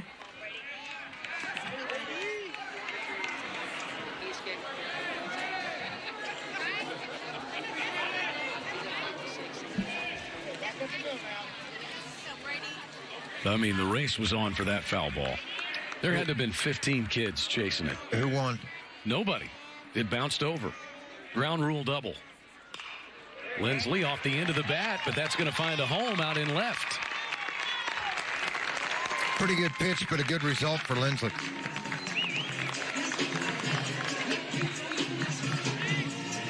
Sooners 2 hits here in the inning, 8 in the game. And with 2 down and runners at first and second, Zaragoza has a chance to go 3 for 3. And just keep the ball rolling. That's all that is. High slider, flat swing, right off the end of the bat. But again, a long swing would generate enough speed through the zone that it just dumped this ball out into left field. That's the equalize hit. That's why I call them equalizers, because how many times you hit the line drive and have to turn around and go back? A lot. All the way to the wall. Well, that time you get one off the end of the bat, and guess what? Falls in for a base hit. Kyle Winkler is acting pitching coach, with Kirk Saarloos having to sit out. He was on a College World Series team, the very first TCU College World Series team, Kyle Winkler was. You've seen Jim Schlossnagle make a trip to the mound tonight earlier to visit with Lodolo when he got into trouble in the first, but here is Winkler. TCU's turned out a bunch of pitchers over the years. Lucan Baker, remember that name, George? Yes, I do. TCU star was injured actually in a game here against the Sooners. On the play at first base. Right, making a tag, but got drafted by the Cardinals in the 2nd round. Not surprising. With these teams providing some draft picks last year. Sooners, Steele Walker, and, of course, Kyler Murray. Well, the Big 12 had a lot. Yeah. Jackson Goddard went in the 3rd round. They had quite a few guys. So. Irvin went in the 4th round or 5th round to the Washington Nationals. Had a good start last year. Kate Harris getting drafted. Austin Hansen, the 7th round. Did a really nice job when he went out.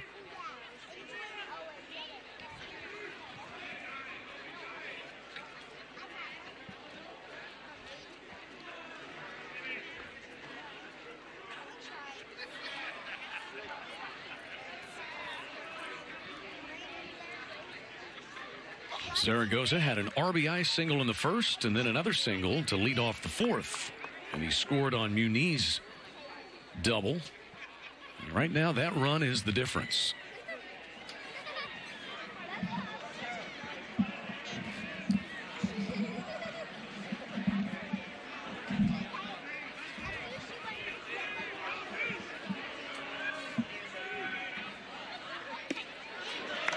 One and one to Zaragoza.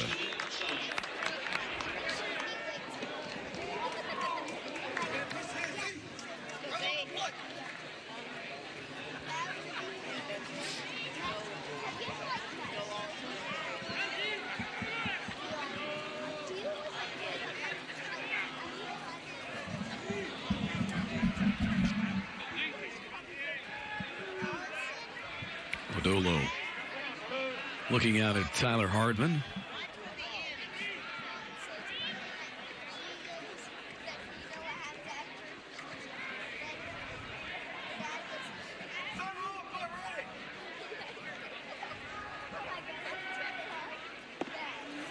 And there's strike two to Zaragoza. He'll change on that breaking ball anywhere from 83 to 87, and he'll throw a changeup at 88, and all of a sudden he'll bust a fastball at you at 93, 94. It's a good mix of pitches.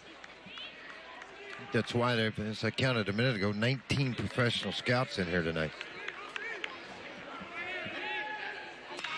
Zaragoza's third hit of the night is going to go for extra bases and break the game open a bit here for the Sooners. Scoring on the play comes Hardman. The head first dive by Lindsley. He is safe. Horned Frogs look like they may want to review it. Jim Schlossnagel's out of the dugout. Zaragoza all the way to third. For now, he's driven in a pair. How about Zaragoza? I love it. You don't have to wait to see if they're going to take a look at this, and they will take a look at it, by the way. Line drive, base hit, down into the corner, and it's off to the races. Hardman will come around to score, and then here's that last throw coming into the plate. They felt like they had tagged him, and they want to take a look immediately. You can see the catcher, Isola. Let's see right here. This is the look he'll look at home if he got him. Boy, it's going to look like he got that helmet, doesn't it, Chad? Right there. Hard to tell. I don't know that there's conclusive evidence. He does get it right there, though. I think it's right here. Let it come on in a little more, guys. Right here as you come into the plate. Tag, tag, tag. Hand still not on the bag. Roll a little more. A little more. You're going to see right before the hand gets to the plate. See where he got the shirt, and the hand's still not there.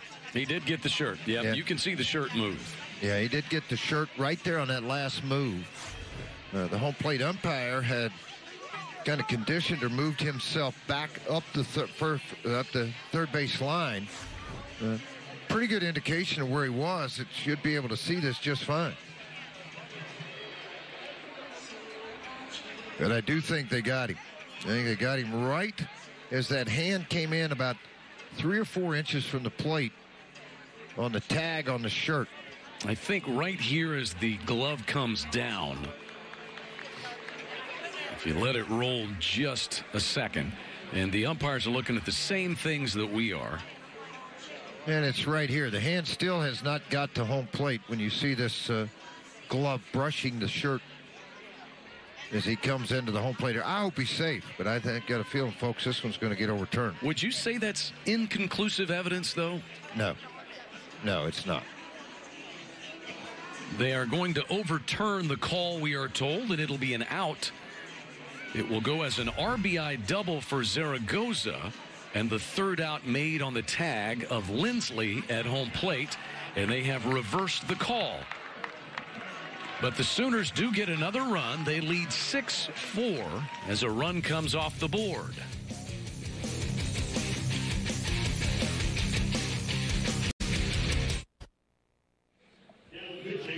Well, we look at it one more time. Zaragoza with an RBI double gathered up by Josh Watson. It's all right, happens right here. It's the relay throw to the shortstop, Oviedo, then a great one-haul bounce and catch, and a reach back. Now, you know, it's difficult to say this now, but as you're watching the throw, you have an on-deck batter telling you down, down, down. Did you slide early?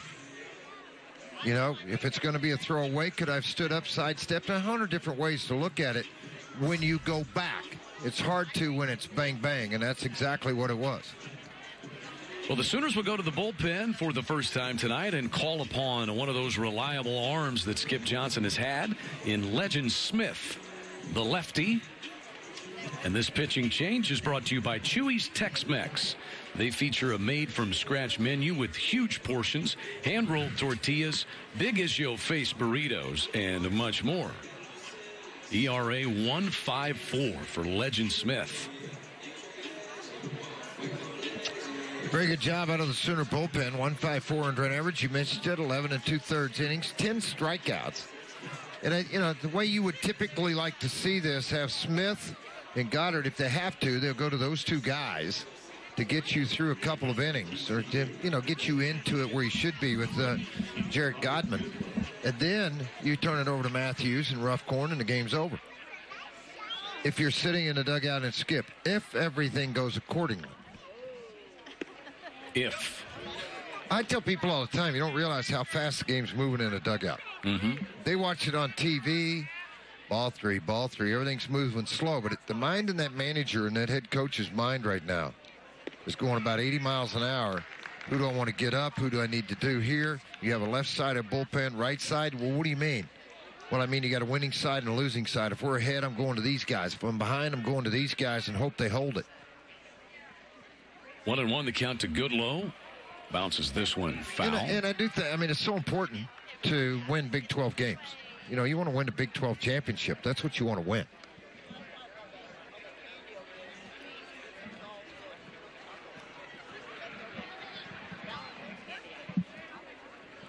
So the numbers on Cavalli tonight, he'll qualify to pick up the win. 5 innings, 8 hits, 4 runs, all earned with 3 walks and 5 strikeouts. Count stays at 1-2. Bobby Goodlow walked in the 3rd and singled, driving in a run in the 4th. 6-4, Sooners on top of the 6th.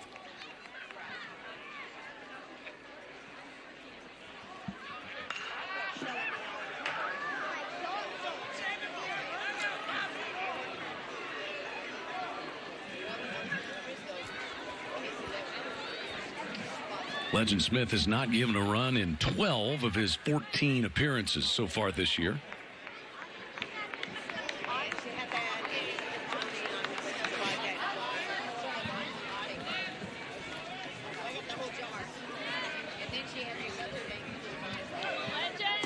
Swing and a miss. Smith strikes out Goodlow. Slider, elevated fastball. Call pitching.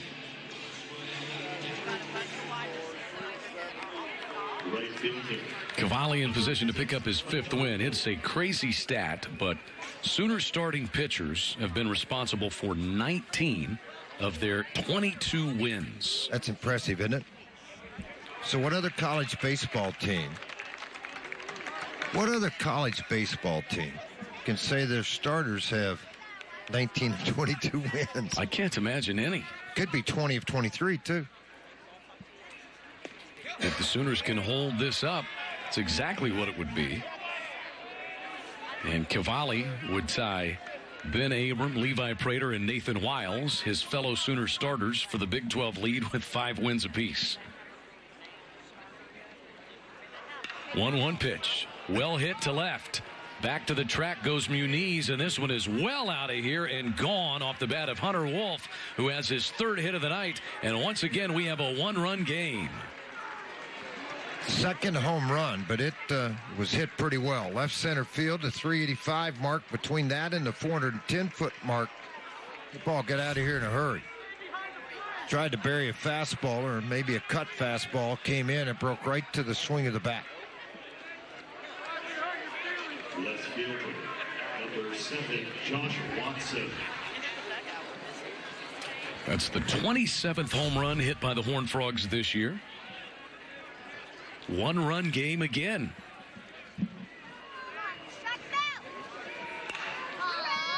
In the air toward right. Treadaway will take care of it. 2 gone.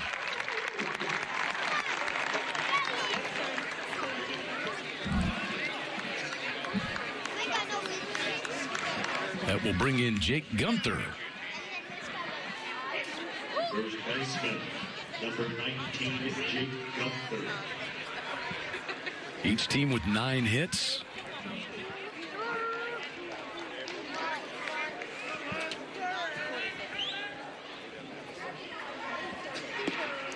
You got 2 of the top 4 ERA guys in the Big 12 in Lodolo and Cavalli. And we got 11 runs and 18 hits on the board.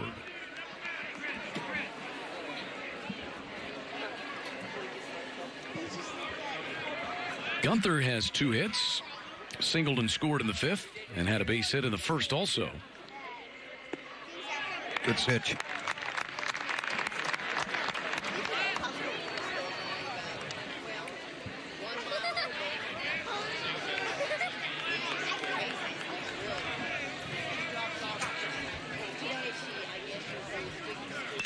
One hit on a line out into left center. Tell you what, I've been impressed with him. Even though a first baseman, you might like to see a little more home run pop. But what I've liked about him is where they throw a pitch, he just goes with it. I'm going to date myself a lot here. Reminds me of a former Sooner, Kelly Snyder. Out of Springfield, Missouri, that was an All-American here. Guy could really swing the bat, and he could use all parts of the field. He'd gap you to death. And it's not so much great big power, but it just really could hit. Sooners going to the bullpen. Legend Smith gives up the home run to Wolf and a base hit to Gunther. And with 2 outs in the 6th inning, the cleanup man Austin Henry is coming to the plate. And coming into the game is going to be Wyatt Olds. So the Sooners make another pitching change. We'll see our 3rd Oklahoma arm of the night. And we'll step aside for a break. 6-5 Sooners lead, but the Horned Frogs have the tying run aboard.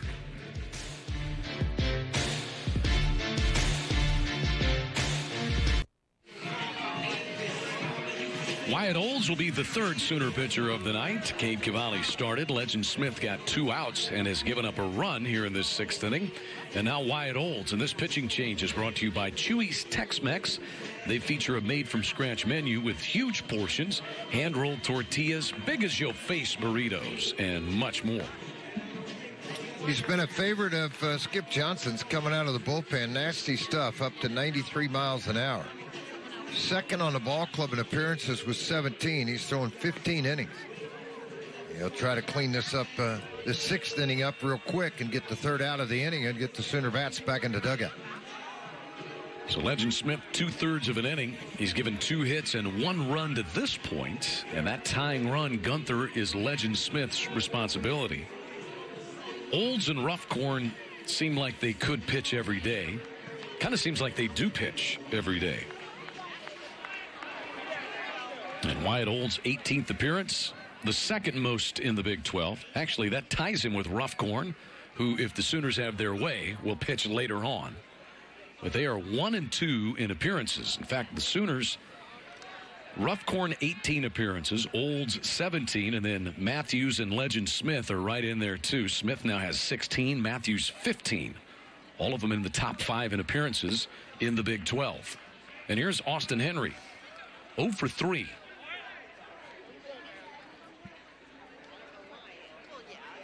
He hit a laser right at the second baseman Connor McKenna in the 5th. And he's grounded out in his other 2 times to the plate. 2 gone. Gunther, with a 3-hit night, is at first.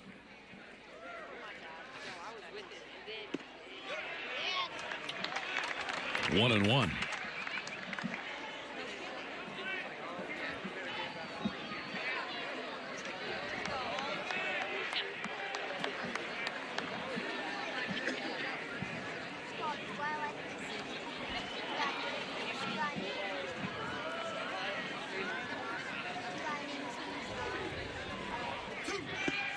Boy, that's nasty. Hard slider, 87, 89. And fastball he threw for a ball was 94. Perfect type bullpen arm action, mentality, just a freshman. Tell you what, he's heating it up pretty good. Olds has not given up a run his last 9 appearances. Well, he had 1 bad inning and beat him up. I mean, it just killed his ERA. Other than that, it's been great. Swing and a miss, so Olds able to hold that tying run at first base and preserve a one-run Sooner lead. But the Horned Frogs have tightened it up again. Hunter Wolf with this blast to straightaway left field. It's 6-5 Sooners headed to the bottom of the sixth.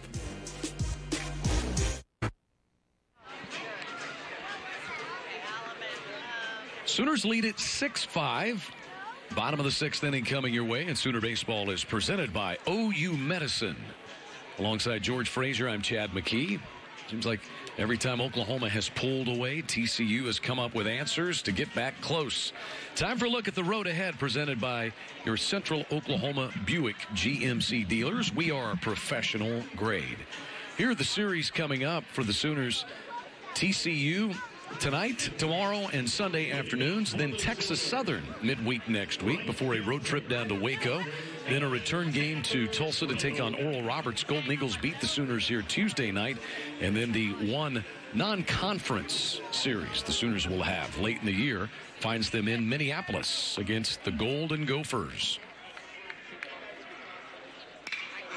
First pitch swung on, hit back up the middle by Treadaway.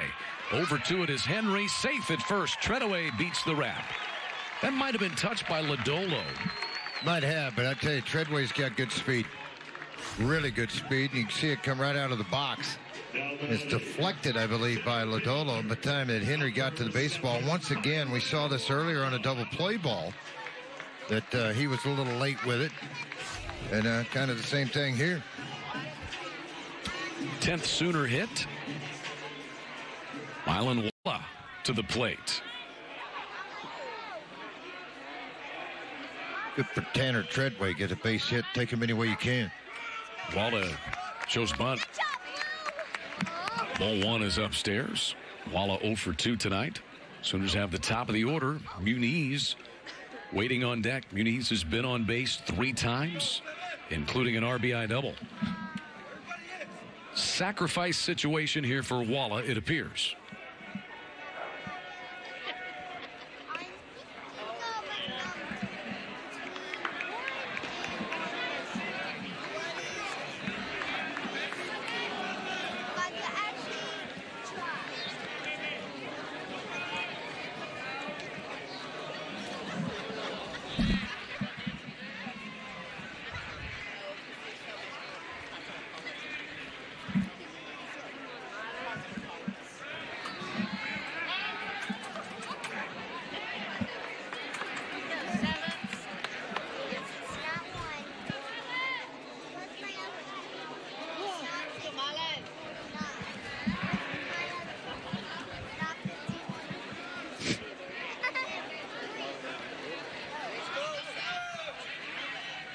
Again, Wallace shows bunt.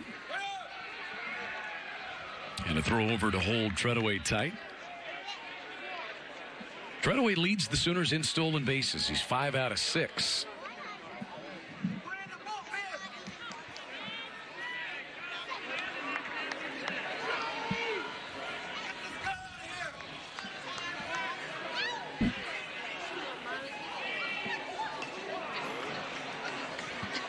One and 2 to Mylan Walla.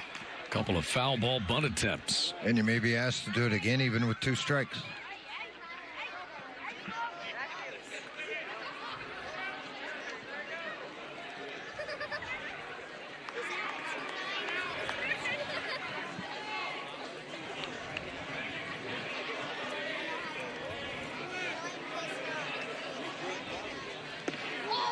Shows bunt.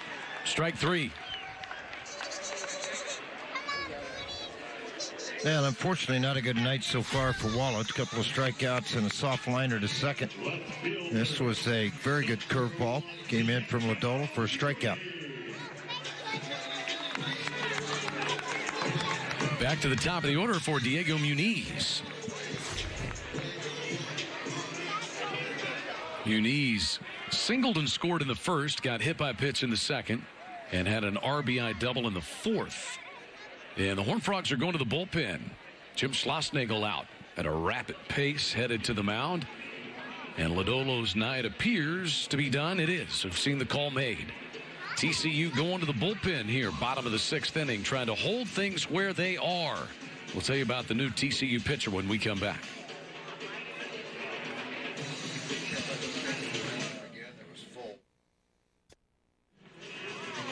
Well, with one away in the bottom of the sixth inning, the Horned Frogs go to the bullpen for the first time. They summon the 6'1", 215-pound right-handed junior from Littleton, Colorado, Thunder Ridge High School, Jake Eisler. And Eisler, 3-2 record, 6.99 earned run average, 28 1/3 innings pitched. He's got 29 strikeouts and only 6 walks, but opponents are batting .380 off of Jake Eisler. He was 5-1 last year and 4-0 the previous year. So he's been a very good arm out of Jim Schlossnagle and Kirk Sarloos bullpen during his TCU career. His career record is 12-3. So the night is done for Lodolo. Nick Lodolo is the pitcher of record, stands to take the loss tonight if the Horned Frogs cannot rally. Lodolo, 5 1/3 innings, 10 hits. He gave 6 runs, but only 3 earned with no walks and 5 strikeouts.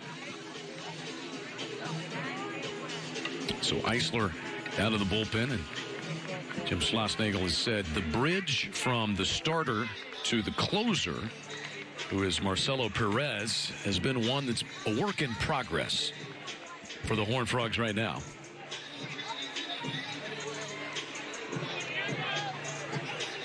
Eisler will try to get them as far as he can go, but he faces the red-hot Diego Muniz. Diego 2 for 2 with an RBI and a run scored. He's also been hit by a pitch. Tanner Treadaway legged out an infield hit. He's at first with 1 away.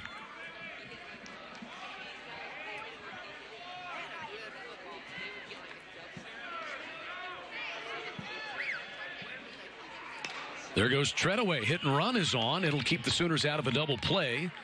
As Treadaway makes second, Muniz is thrown out by Oviedo.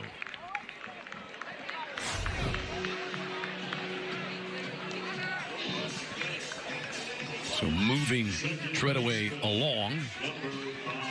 Muniz retired, but it's an RBI chance now for Connor McKenna.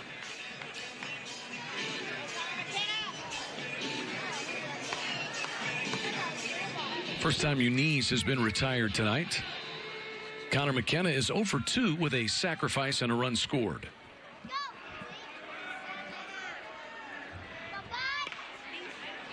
To the second baseman, Henry. Inning over. So Eisler comes in and gets the final 2 outs in relief of Lodolo, and the Sooners take a 1-run lead to the top of the 7th.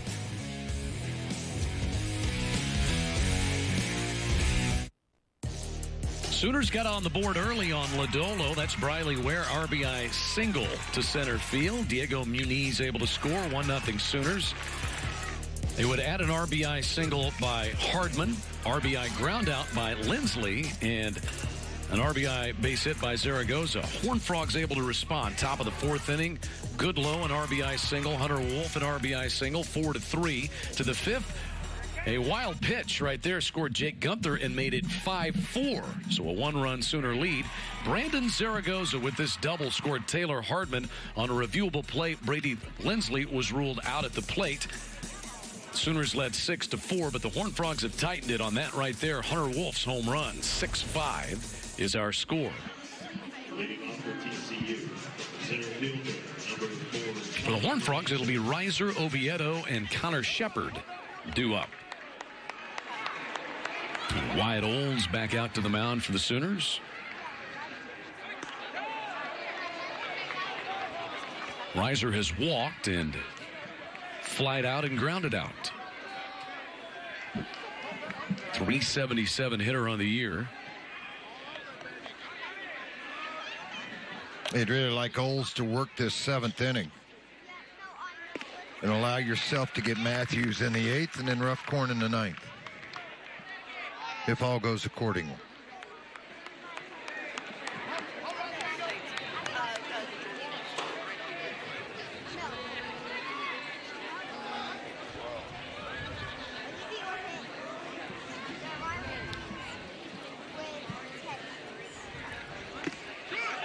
One and two.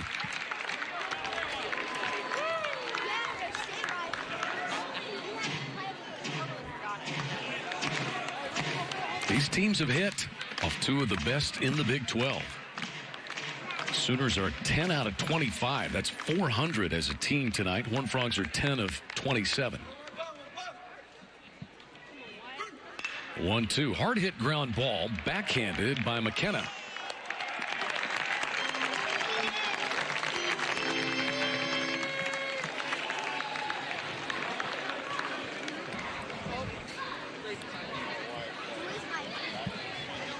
That'll bring in Oviedo. Shortstop, number 5, Adam Oviedo.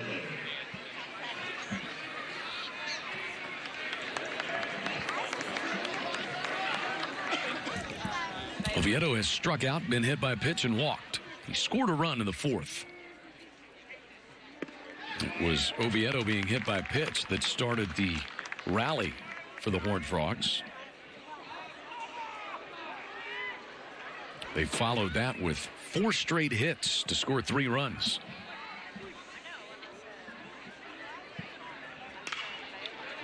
Ware, nice short hop. Well, I tell you, he does that as good as anybody in the Big 12. Riley Ware making a difficult play look easy at the hot corner. Yeah, come in. Once you commit to come in, you can't back up. That ball will eat you alive. And he comes in short hop and then a quick snap throw to first base for the out. Can't be scared. Oh, he's not scared. One thing about Briley, he is not scared to play the game of baseball. Always wanted to be a Sooner, got his wish, and they have liked it ever since. As Skip Johnson says, kind of guy you'd like your daughter to marry. It's pretty good compliment. Probably have kids that might be good baseball players. Maybe. I know they're going to hit. Well, you know, it's kind of funny because I have a daughter, but it's kind of funny when when you meet the boyfriend, you can tell if he's a phony.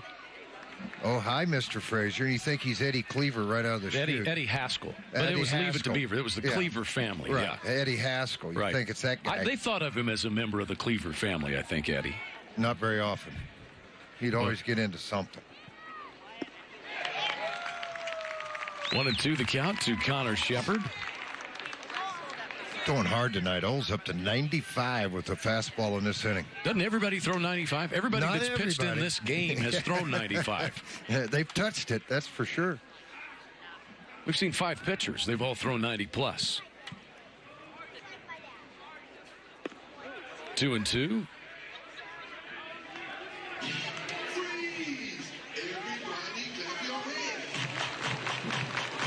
I just can't imagine across America how many guys throw over 95 now. From the big leagues, minor leagues, college, high school. It's amazing to me. Saw where Hunter Green, the 3rd pick by the Reds a couple of years ago, was having Tommy John. He was 102. They'll fix that arm. He may throw 104 when he comes back. The bionic elbow.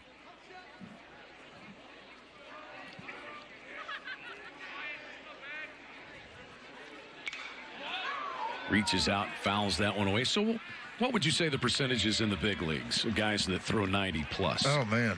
85? Oh, a little higher than that. 90? Yeah. What do you think it was when you played?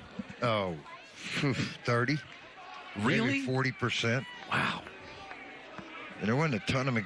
But again, they had a ray gun. They had to have all this souped up guns and everything else to go along now. Tough play, good exchange, and the throw's out. Wow, 4 up and 4 down out of the bullpen for Wyatt Oles, just what Skip Johnson and the Sooners wanted. 7th inning stretch finds the Sooners on top 6-5.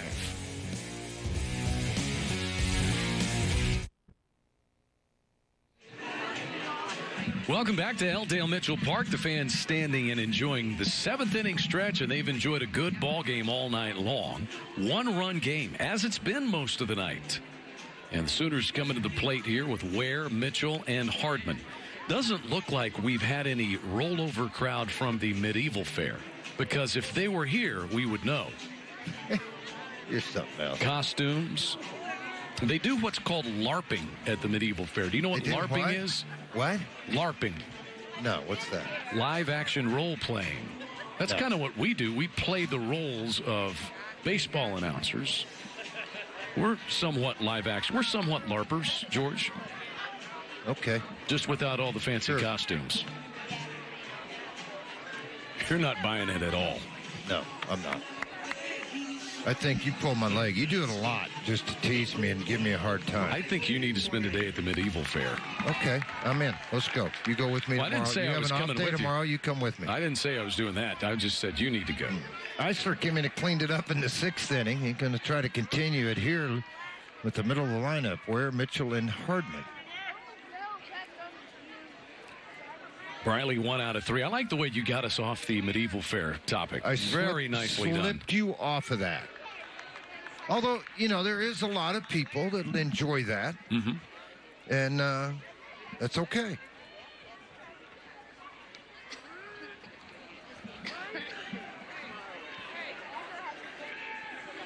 One Ware sends this one into the air to left.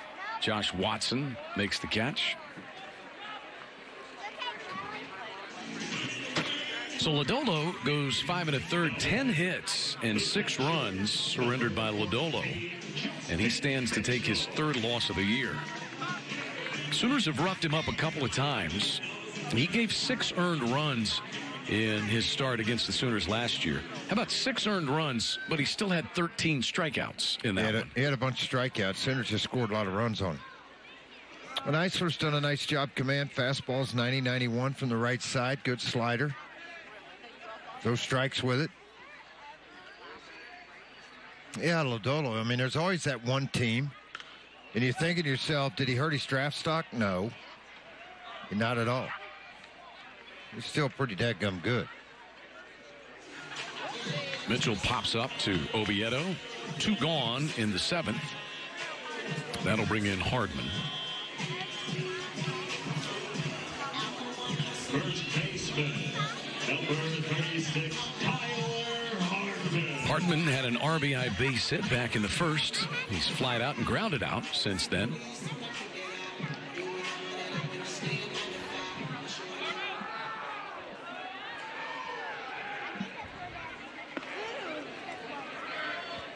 Inside to Hardman.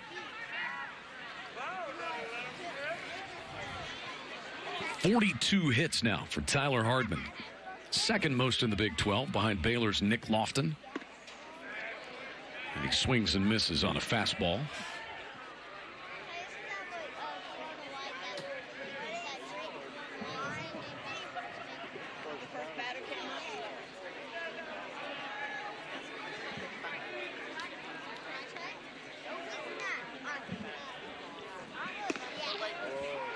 Eisler paints the outside edge with a fastball. It's almost an oddity to throw 88-91 and know how to pitch and get people out. Because, yeah, he just throws 90. It's okay. Gets him out, doesn't he? You know, I bet if you took 30 scouts from 30 states. I love the hypotheticals. These are good. Said, I got a guy I want you to watch pitch tomorrow. And I took them to watch Greg Maddux when he was 34 years old, not knowing who he was. Right. They'd all walk away going, I don't know if I'd take him or not. Yeah. 354 wins. Fly ball to right. Hunter Wolf journeys back and toward the line. Makes the catch. 1, 2, 3 for Eisler. He's retired all 5 he has faced out of the TCU bullpen. Sooners by a run headed to the 8th. Scores from around the Big 12 are presented by Air Comfort Solutions, your total home solution for plumbing, heating, air conditioning, and electrical. Make the winning call today. Boy, the Mountaineers are making the winning call. The Red Raiders have already made it 5-4 over the Jayhawks. Look at West Virginia, 10-0 over Oklahoma State up in Stillwater tonight. Let's see if we can get an update on what's taking place there. Creighton, bottom of the 8th inning, on top of K-State in non-conference play, and they are underway in Waco, top of the 2nd, in a game that just started about 45 minutes ago. No score between the Longhorns and the first place Baylor Bears in the Big 12. That guy's done right there. On the hill, he's been rolling. Lots of hot dogs, Dr. Pepper, and a lot of grass stains for Mom to deal with. It's all right. The other one's referee, and he's eating popcorn. Oh, I like it. Throw a strike. Come on.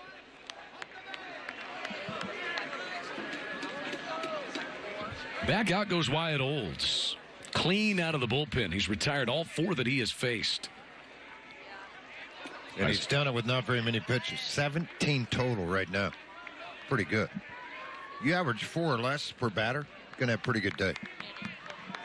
2-0 on Isola, who's 1 for 3. Isola had an RBI single in the 4th. He's also struck out and grounded to 3rd. Had a hack at a high fastball.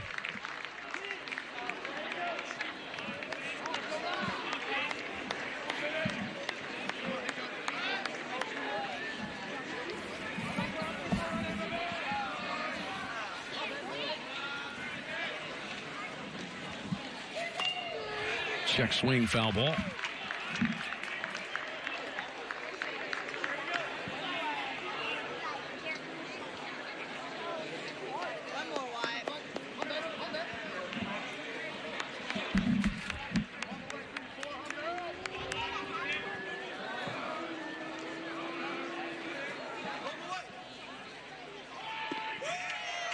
That was pretty nasty. And pretty close.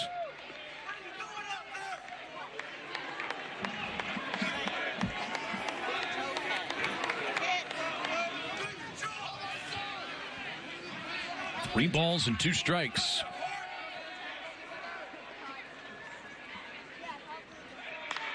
Ow, that hurt my hand. It's going to be a tough play. McKenna, backhanded flip. Safe at first is Isola.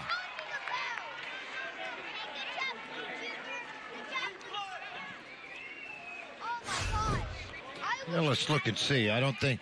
Probably had time to do the glove right there because he's not in your picture. But as he went up, the foot came off and he came in. That's a good call. So Isola is safe, and they're looking to see if the Sooners want to challenge that.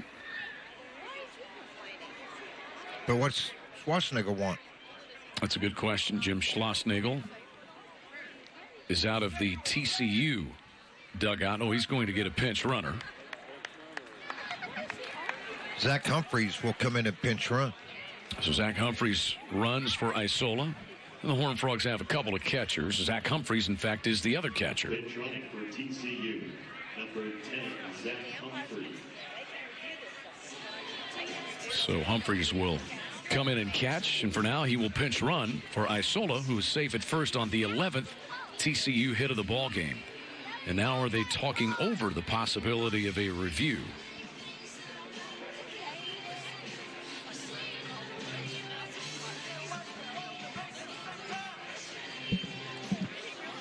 Isola has a 2-hit night, 2 out of 4.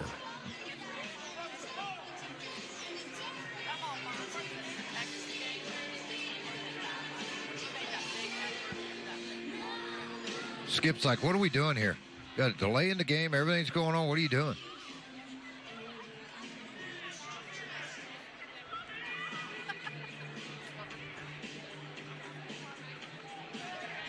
Whatever he did, he didn't get a reply from anybody.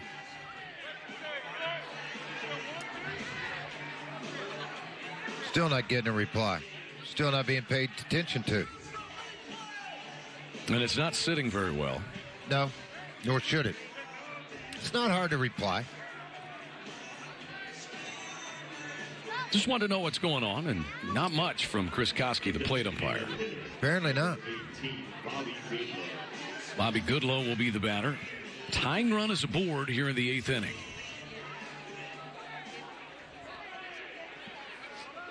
Goodlow 1 for 2 with a walk.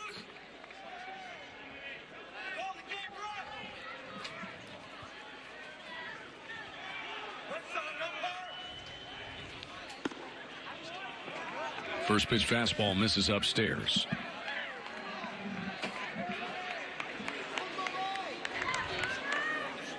Goodlow's hit came in the 4th. It drove in a run.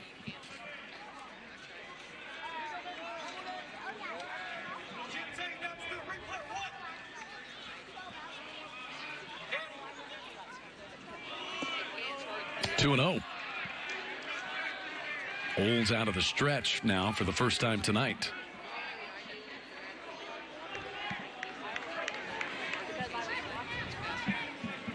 Sooner bullpen still active. George, you mentioned a couple of times the others who might be available are coming in. There's Ruffcorn. There's Zach Matthews. And Matthews. And there's ball 3. That throw got away from Wyatt Olds, but Zaragoza's there.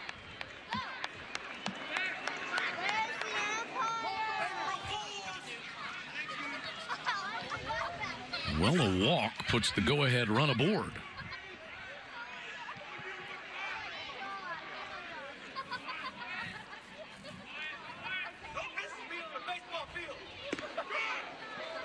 And a 4-pitch walk does put the go-ahead run aboard.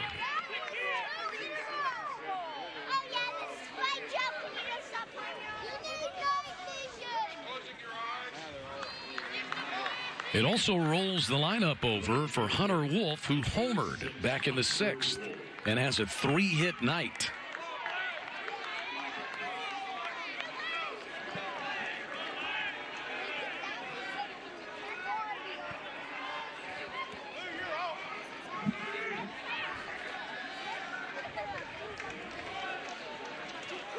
Wolf singled in the 3rd, had an RBI single in the 4th, and a solo home run in the 6th. And probably being asked to bunt. Maybe not. Didn't particularly appreciate the call. He did not. And the crowd appreciates that a strike was called. Home plate umpire can't win either way. Well, a lot of times, too. I mean, there was a long discussion between he and Schwarzenegger, and when he got done, they came over and Skip wanted it. There was some frustration on Skip's part. Sometimes you start handling the situation in your mind after it's over with and going, did I handle it the right way? You lose your concentration and focus. I think that's the biggest thing. These guys are evaluated every day. That pitch was handled well by Justin Mitchell.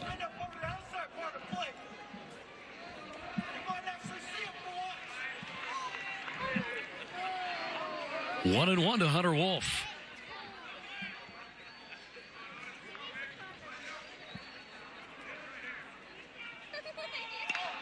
There's a missile that's caught by McKenna. Safe at second base on the dive is Humphreys.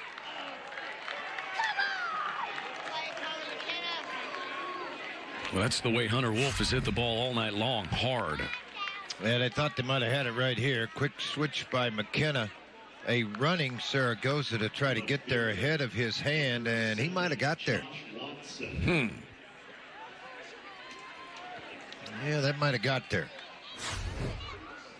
No review just yet. Skip Johnson makes the walk out of the dugout. Wyatt Olds is given a walk and a hit here in the inning. It was really good before that.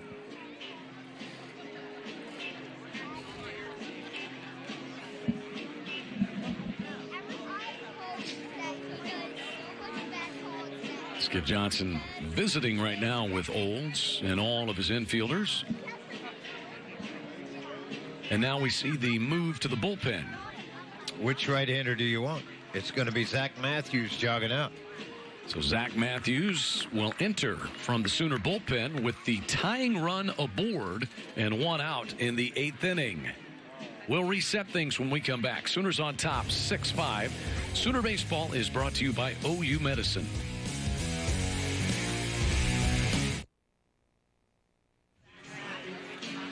The 4th Sooner pitcher of the night will be the right-hander Zach Matthews, and this pitching change is brought to you by Chewy's Tex-Mex. They feature a made-from-scratch menu with huge portions, hand-rolled tortillas, big as your face burritos, and much more. So you had a right-hander in, and Olds throwing 93-94 from a kind of a low three-quarter sidearm, and you go to a guy that's more over the top at 95-96, 93-96, I should say. 15 appearances, 352 earned run average, but 22 strikeouts and 15 in the 3rd. He'd only walked 4. Tough luck loss the other day against the Oral Roberts Golden Eagles out of Tulsa, Oklahoma in extra innings. Gave up a home run to tie that.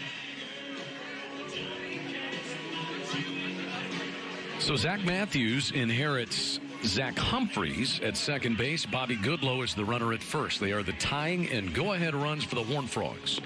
Sooners got 4 runs in the bottom of the first inning. They have never trailed, but TCU has always been right there within striking distance. Yes, they are right now. I mean, this is, really earn your keep type deal. When you're a closer and you're in this situation, things get pretty tight. Got to have that ability to come in and close down the game.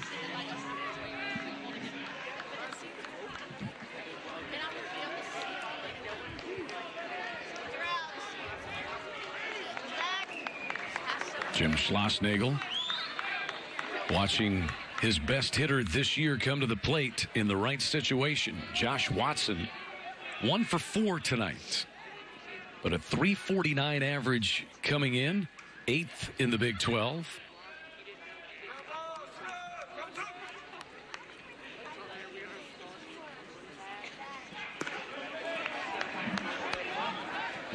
Missed with the slider, 88 miles an hour. It's kind of strange, but as a hitter, you're watching the on-deck circle as a guy takes his 8 warm-up pitches. What pitch did he have command of? Command of all 3? Did he show a good slider to me for a strike? If not, then I'm going to look dead red fastball and take anything else I see with a spin or something I read as an off-speed. And on the flip side of that, on the offensive side, too, is Schwarzenegger's, in his mind, take 2, you get a strike. Hit ball 1, the runners first and second, and 1 out. We'll just take till we get a strike. Then you got your strike.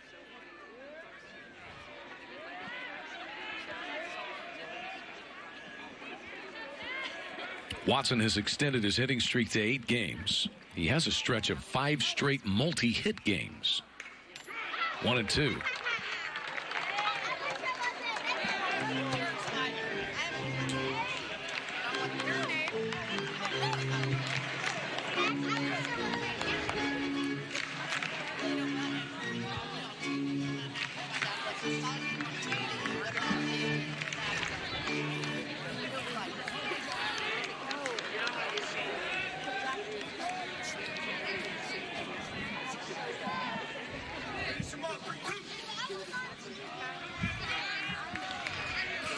Right-hander Zach Matthews.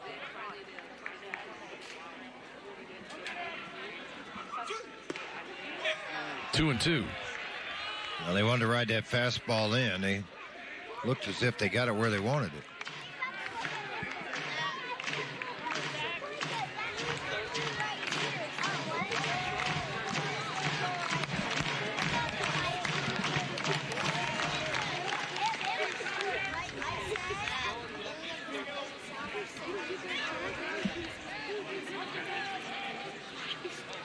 Watson hits this one well to center field. Walla will make the catch. Late tagging up at second base, and holding right there is Humphreys. Well, you wonder if they wanted him to tag and then advance on the catch. Let's watch the wide shot if we can. You know, the thing is, you make that move, and all of a sudden you run yourself into the third out at third, and they're not going to do that. Take a chance on a base hit. Now, if there's a fumble on the exchange, okay, I see you move it a little bit. Makes sense. So Humphreys holds right there at second. And Gunther will bat. He has 3 hits and a run scored.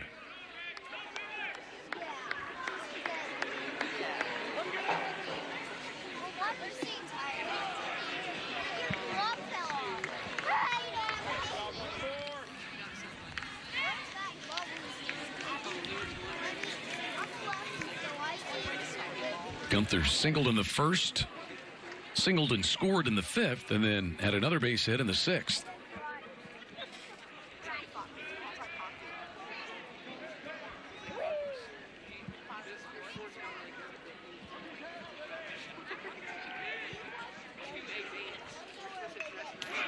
One and one now.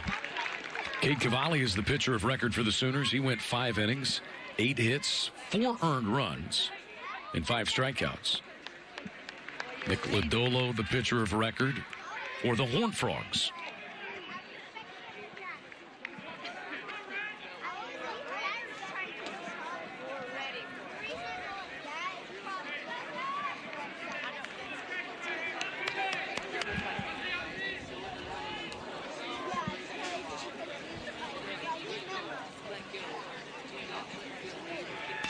Gunther hits one. Diving and catching it is Briley Ware. He lays out and preserves a one-run game.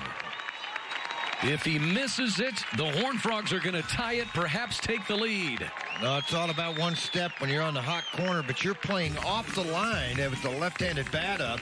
He's able to dive and make the play.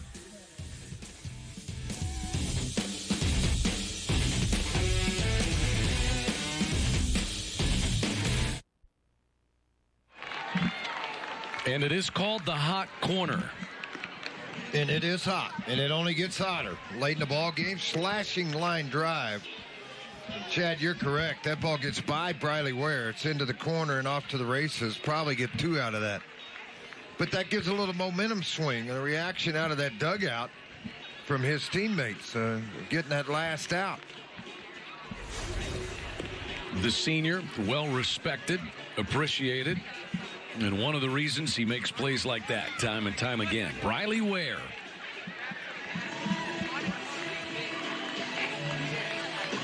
Horned Frogs will send Jake Eisler back out there, and why not? He has been 5 up and 5 down out of the TCU bullpen in relief of Lodolo.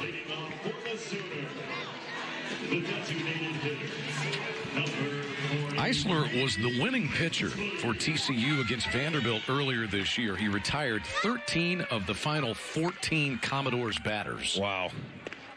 So he is not immune to runs like this. No, and to be able to go out and give you some length in a ball game, particularly on a Friday night of a 3-game series in the Big 12. Maintain. That ball's hit well. Scalded into the gap by Lindsley. It rolls all the way to the K in Oklahoma, and it's a standing double to start the 8th for Brady Lindsley and the Sooners. How many times have we seen it? Great play to end the inning, and then he doesn't come up to the plate, but he did come up to make the swing here and keep things going for the Sooners. Looked like change-up away. Got him out on the front foot, but it's still able to react with some strength. Lindsley a lot stronger than what people recognize or realize of what he can do with the baseball. He's fired up, wants to see that dugout removed and do the same thing.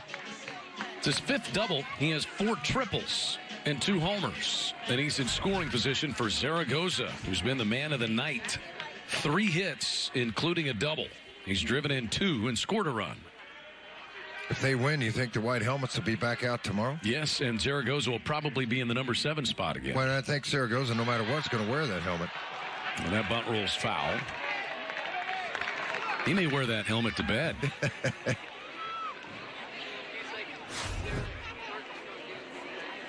Well, he's done some nice things today. This bunt backspin comes back to him. Catcher started to snatch it and let go of it. Probably should have grabbed it and fired it to first base. Zach Humphreys entered the game as a pinch runner, stayed in the game behind the plate. He replaces Isola behind the plate.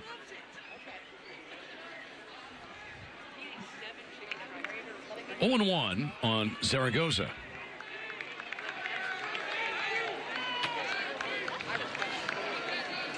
Each team with 11 hits, and we have 11 total runs. 0-2. And you thought it would be a pitcher's duel. See, right. Well, it kind of is. But what you saw Zaragoza do right there is pretty nice. He jumped out on that front foot, just really tried to inside out the baseball to get it to the right side of the infield. And if it got through, great. If it didn't, I advanced the runner. Well, that's something Skip Johnson was talking about before the game. Advancing guys. If there's a guy at second base, you need to hit a ground ball to the right side. Try to hit the inside of the baseball. All those little things. The team at bats. Yeah, he tried to do it again right there. Slicing the ball through the right side.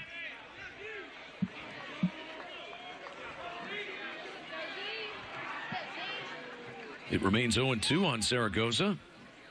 Tanner Treadaway in the on-deck circle.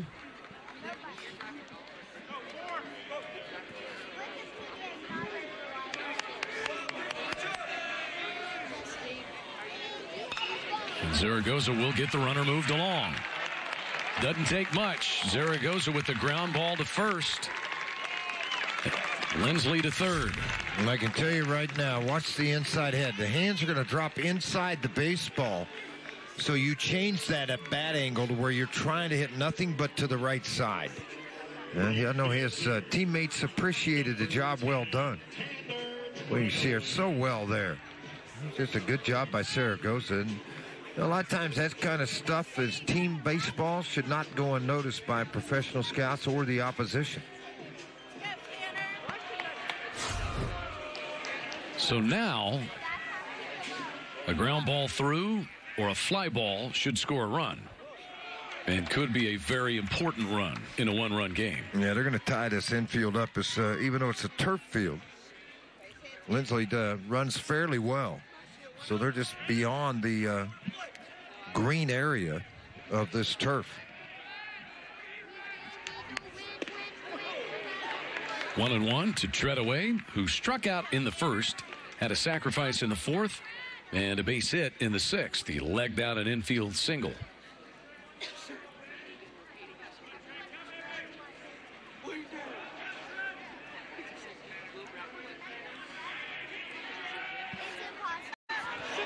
One and two. Yeah, two sliders in a row. Perfect positioning on the outside corner. As a young player, you don't see a lot of that in high school.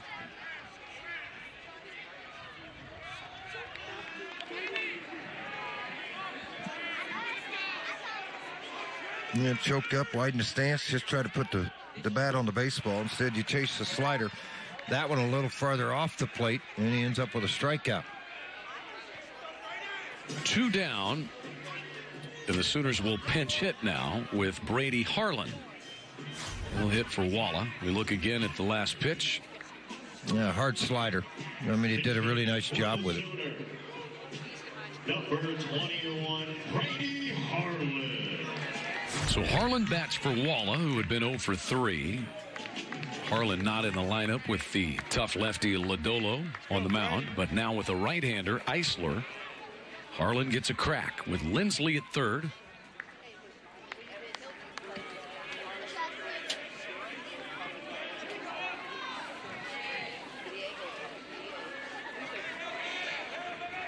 Harlan had a base hit against Oral Roberts on Tuesday. 4 hits in the series with West Virginia last weekend. Boy, this run be huge right now. Give that a little bit of breathing room going to the ninth. Where we will likely see Jason Ruffcorn out of the Sooner bullpen with his 7 saves, leading the Big 12. I would think so. He was warming up next to Matthews when Matthews came in the ballgame.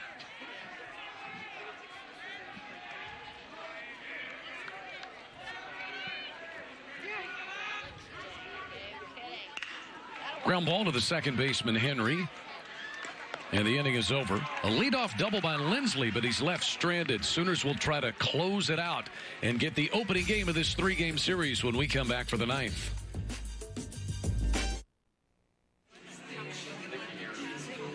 The Big 12's saves leader, Jason Ruffcorn, comes in out of the Sooner bullpen. He has made life rough on opposing hitters so far this year. And this pitching change is brought to you by Chewy's Tex-Mex, featuring a made-from-scratch menu with huge portions, hand-rolled tortillas, big as you'll face burritos, and much more. Well, there's the overall numbers. You won't see a lot of strikeouts. Like maybe a Matthews will get 7 or 8 more than innings pitched. But what you do see is a lot of ground ball outs. 11 strikeouts with those 19 in the third, 186 earned run average. His 19th and leading appearance of the Sooners and of the Big 12. That's right. And of the country. And of the world. I just threw it out there. And of the universe. Yeah. Let's see if you're listening. Oh, I caught you. You caught me in a hurry, too. Well, let's go out and try to see if they can't come up with just 3. How about 3 pitches, 3 ground ball outs? Would you take it? Well, I think those guys right there would. Cavalli, you saw far left. There's Parker French down there. And then Matthews and Olds, seen Legend Smith as well tonight, trying to finish this off. TCU got within a run in the top of the 6th, but it's been up to the bullpen from there. And so far, so good. Horned Frogs rallied for a win over UTA back on Tuesday night. Roughcorn's first pitch misses away to Austin Henry. Henry, Reiser, and Oviedo. 4, 5, and 6 in the TCU lineup here. And between them, they are without a hit. 1-1 the count. Hunter Wolf has 3 hits, including a home run. Jake Gunther also has 3 hits and would have 4 had not Briley Ware intervened in the 8th down at third base. Protect your lines. Right-handed batter. No doubles, give up singles.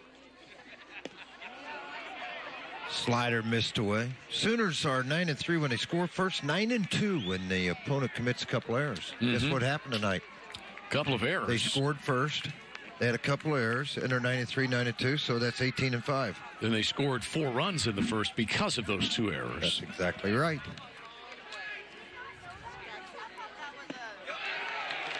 Strike 2 from Roughcorn. Boy, his arm angle, 94 miles an hour.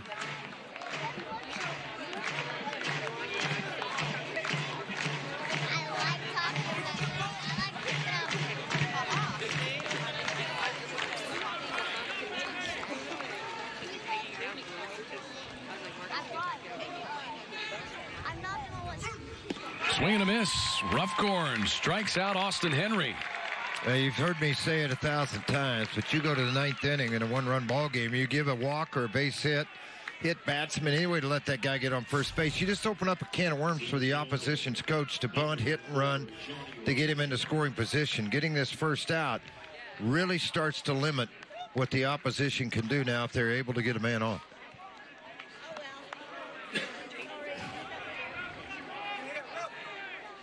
Reiser is 0 for 3 with a walk. He ran Diego Muniz into the wall and left, chasing down a fly ball in the 4th. Just a loud out. A loud out. And Reiser walked in the 5th. Roughcorn's 1-0. In the air, well hit to left. Muniz back near the warning track. Holy looks cow. up, and it carries. Gone. It is gone, and we're tied at 6. Wow. Johnny Reiser hits one out. Second home run of the night for the Horned Frogs, and it's 6-6. That ball just kept carrying. The wind is not that heavy, but it's enough. Get off the field. You want to get suspended? I had no idea that ball was going to get out of the ballpark. Matter of fact, when I left the bat, I thought it was going to shave its way into foul territory. But, I mean, he put a powerful swing on. There's no question about it. And it just continued to carry. Muniz got to the wall and thought he might have had a shot at it. And valiant leap up on against the wall and did not get it. But you can see there's a chain link fence behind the Sooners outfield wall. And that ball cleared the chain link fence. Got out of here by a pretty good margin going to the opposite field. Reiser's 3rd home run, his 11th run batted in. And it's 6-6. Here's Oviedo. That is the first hit by someone in the middle third of this lineup. But it's the biggest hit of the night so far.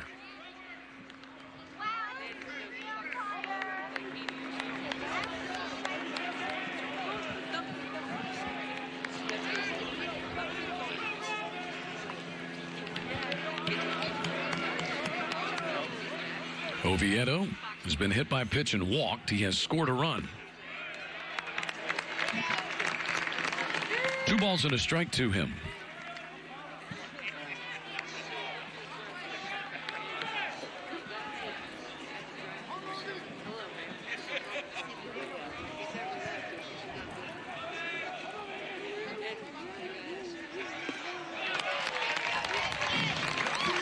Oklahoma will have the top of their lineup in the 9th inning. Muniz will lead it off, and then McKenna and Briley Ware. Let's see what Schlossnagle does if he sends Eisler back out again. The closer is Marcelo Perez. He has 4 saves and 5 opportunities. Yeah, he's the guy that TCU wants to get to. Typically, though, what they try to be leery of, and you got to be careful of, is the fact that you do not want to go to your closer till you have that lead on the road. If you're at home, you want to ensure the fact you bat in the bottom of the 9th inning in a tie score. But right now, I think you'd send Eisler out or somebody else out of their bullpen. But you got to get 3 outs in the 9th first.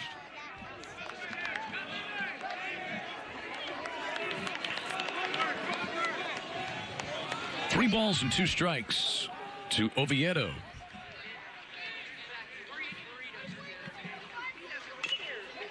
And that one fouled off Oviedo's foot.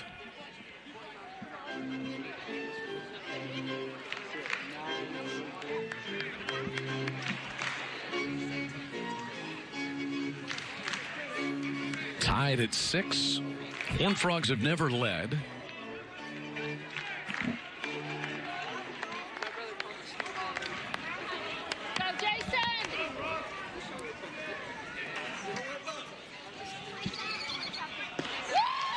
Two down. 2 strikeouts for Roughcorn.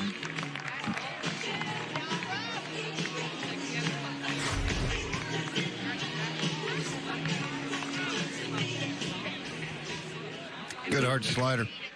Been a strikeout pitch. He commands it very well. Takes it middle, then goes corner, and then takes it off to finish the job. Connor Shepard, the batter. He's 1 for 4. Had a single and a run scored in the 4th. Horned Frogs have homered twice off of the Sooner bullpen tonight.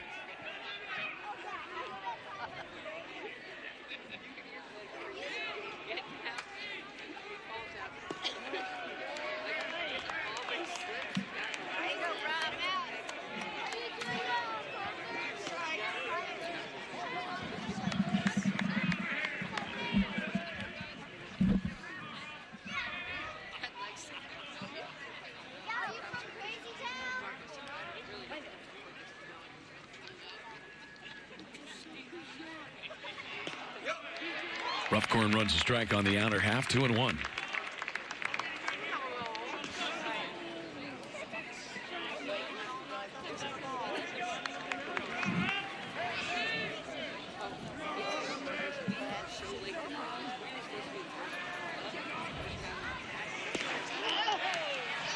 Three and one now. A lot of times that running fastball, when you start it to the corner, it appears at TV and in the stands that it's a strike on that outside corner, but with your camera offset in center field, not truly sitting right behind the plate, that ball started corner and ran off for the ball. That's why he didn't get the call. Got it there.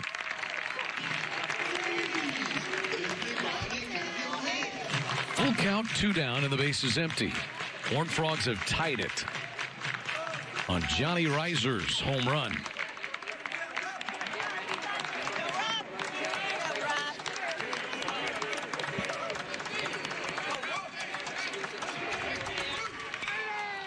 To first base, Hardman will take it himself. The inning is over, but it's all tied.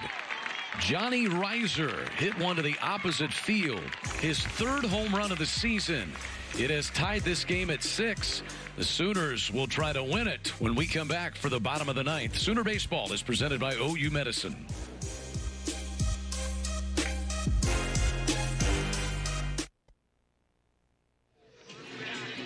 6-6 to the bottom of the 9th we go. Johnny Reiser, the center fielder for the Horned Frogs, has evened the score at 6 apiece. It will be Eisler back out there. Lodolo went 5 1/3 innings, and Eisler's been terrific out of the bullpen for the Horned Frogs. Gave up the double to Lindsley to start the 8th, but got out unscathed. And it'll be the top of the Sooner lineup: Muniz, McKenna, and Ware facing Eisler.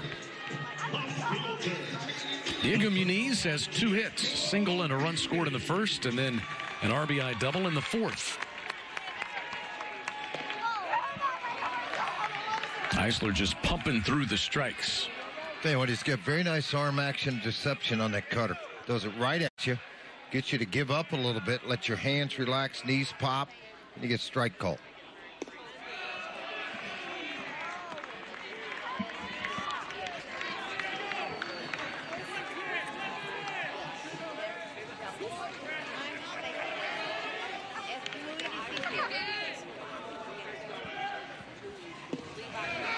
Two and one.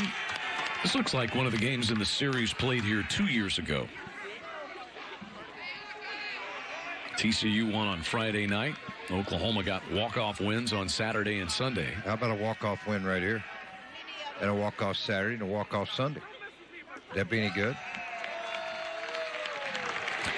Home fans would love it.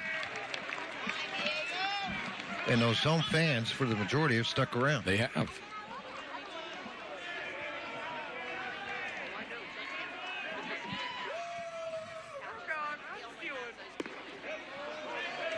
3-2 to Diego Muniz.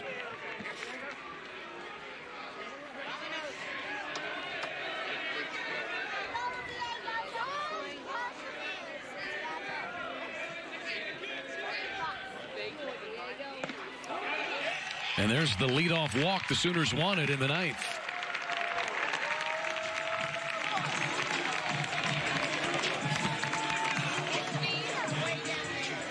Bullpen is active and getting more so for TCU. Low fastball, wanted it on the knees for a strike, did not get it. It has not been a strike all night. Nothing inconsistent about that.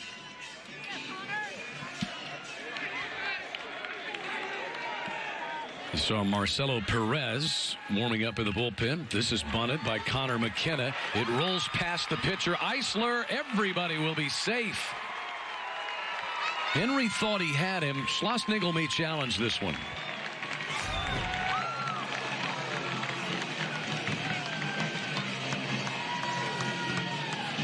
And he may win it.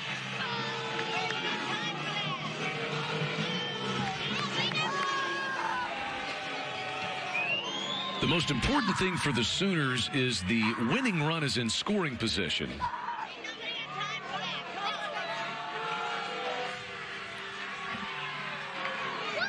This will give me the best angle. Safe. I don't think you can overturn it. Yeah, it's safe. Well, the ball, yeah, I mean, you can see when the glove collapses, the ball's in the glove. And the foot had already hit the bag and passed. So they'll take a look at it. Chris Koski and Seth Buckminster go inside the replay tunnel underneath the third base camera well. For the time being, Connor McKenna has an infield hit that moves Diego Muniz into scoring position. See, that angle looks out, but I don't see the glove squeezing yet. Foot's on the bag. That's going to be a tough call. Yeah. I think the other angle we had, that one, if we can roll it back a little bit and slow it down. Just watch and see if you see the glove, and the ball gets inside of the glove before the foot hits the bag. Boy, it's bang, bang. Yep.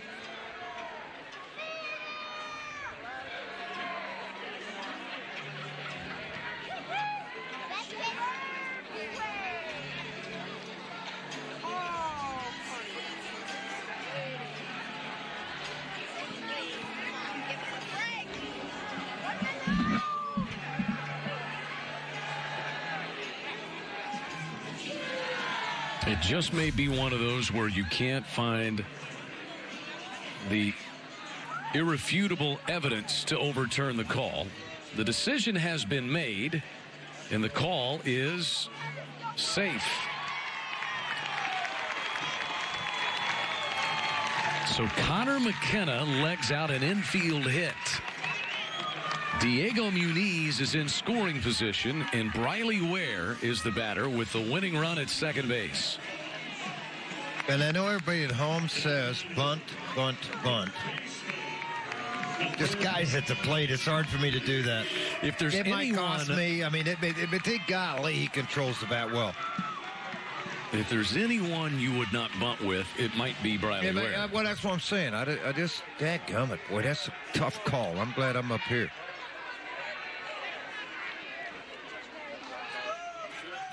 Infield is in at the corners for the Horned Frogs. Ware has not shown bunt. And he's only striking out. And this is crazy. He's walked more than he struck out. Tremendous eye. He struck out at about a 14% clip right now. Out of 108 at bats, 16 times. Doesn't have a sacrifice bunt this year, but you wouldn't expect that. I mean, the guy just, golly, swings the bat well. And he knows what he's doing. I mean, typically with 2 strikes, he'll choke up about 2 inches. Right now, he's up an inch. Better back control, a little wider stance. Ooh, do that again.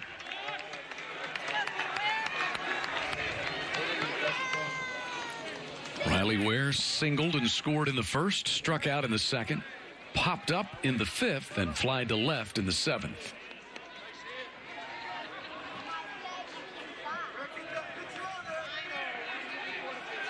Oh, 0-1 the count with Eisler.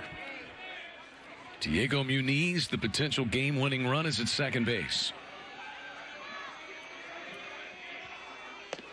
And it's 0-2.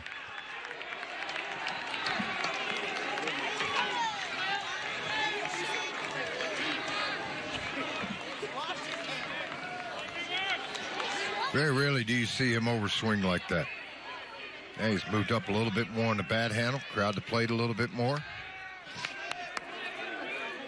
The pattern has been slider away in when he's ahead in the count. See if Eisler does it again. Ware rockets one into the gap in left center, and the Sooners win. An 0-2 pitch, and the senior Briley Ware comes through again.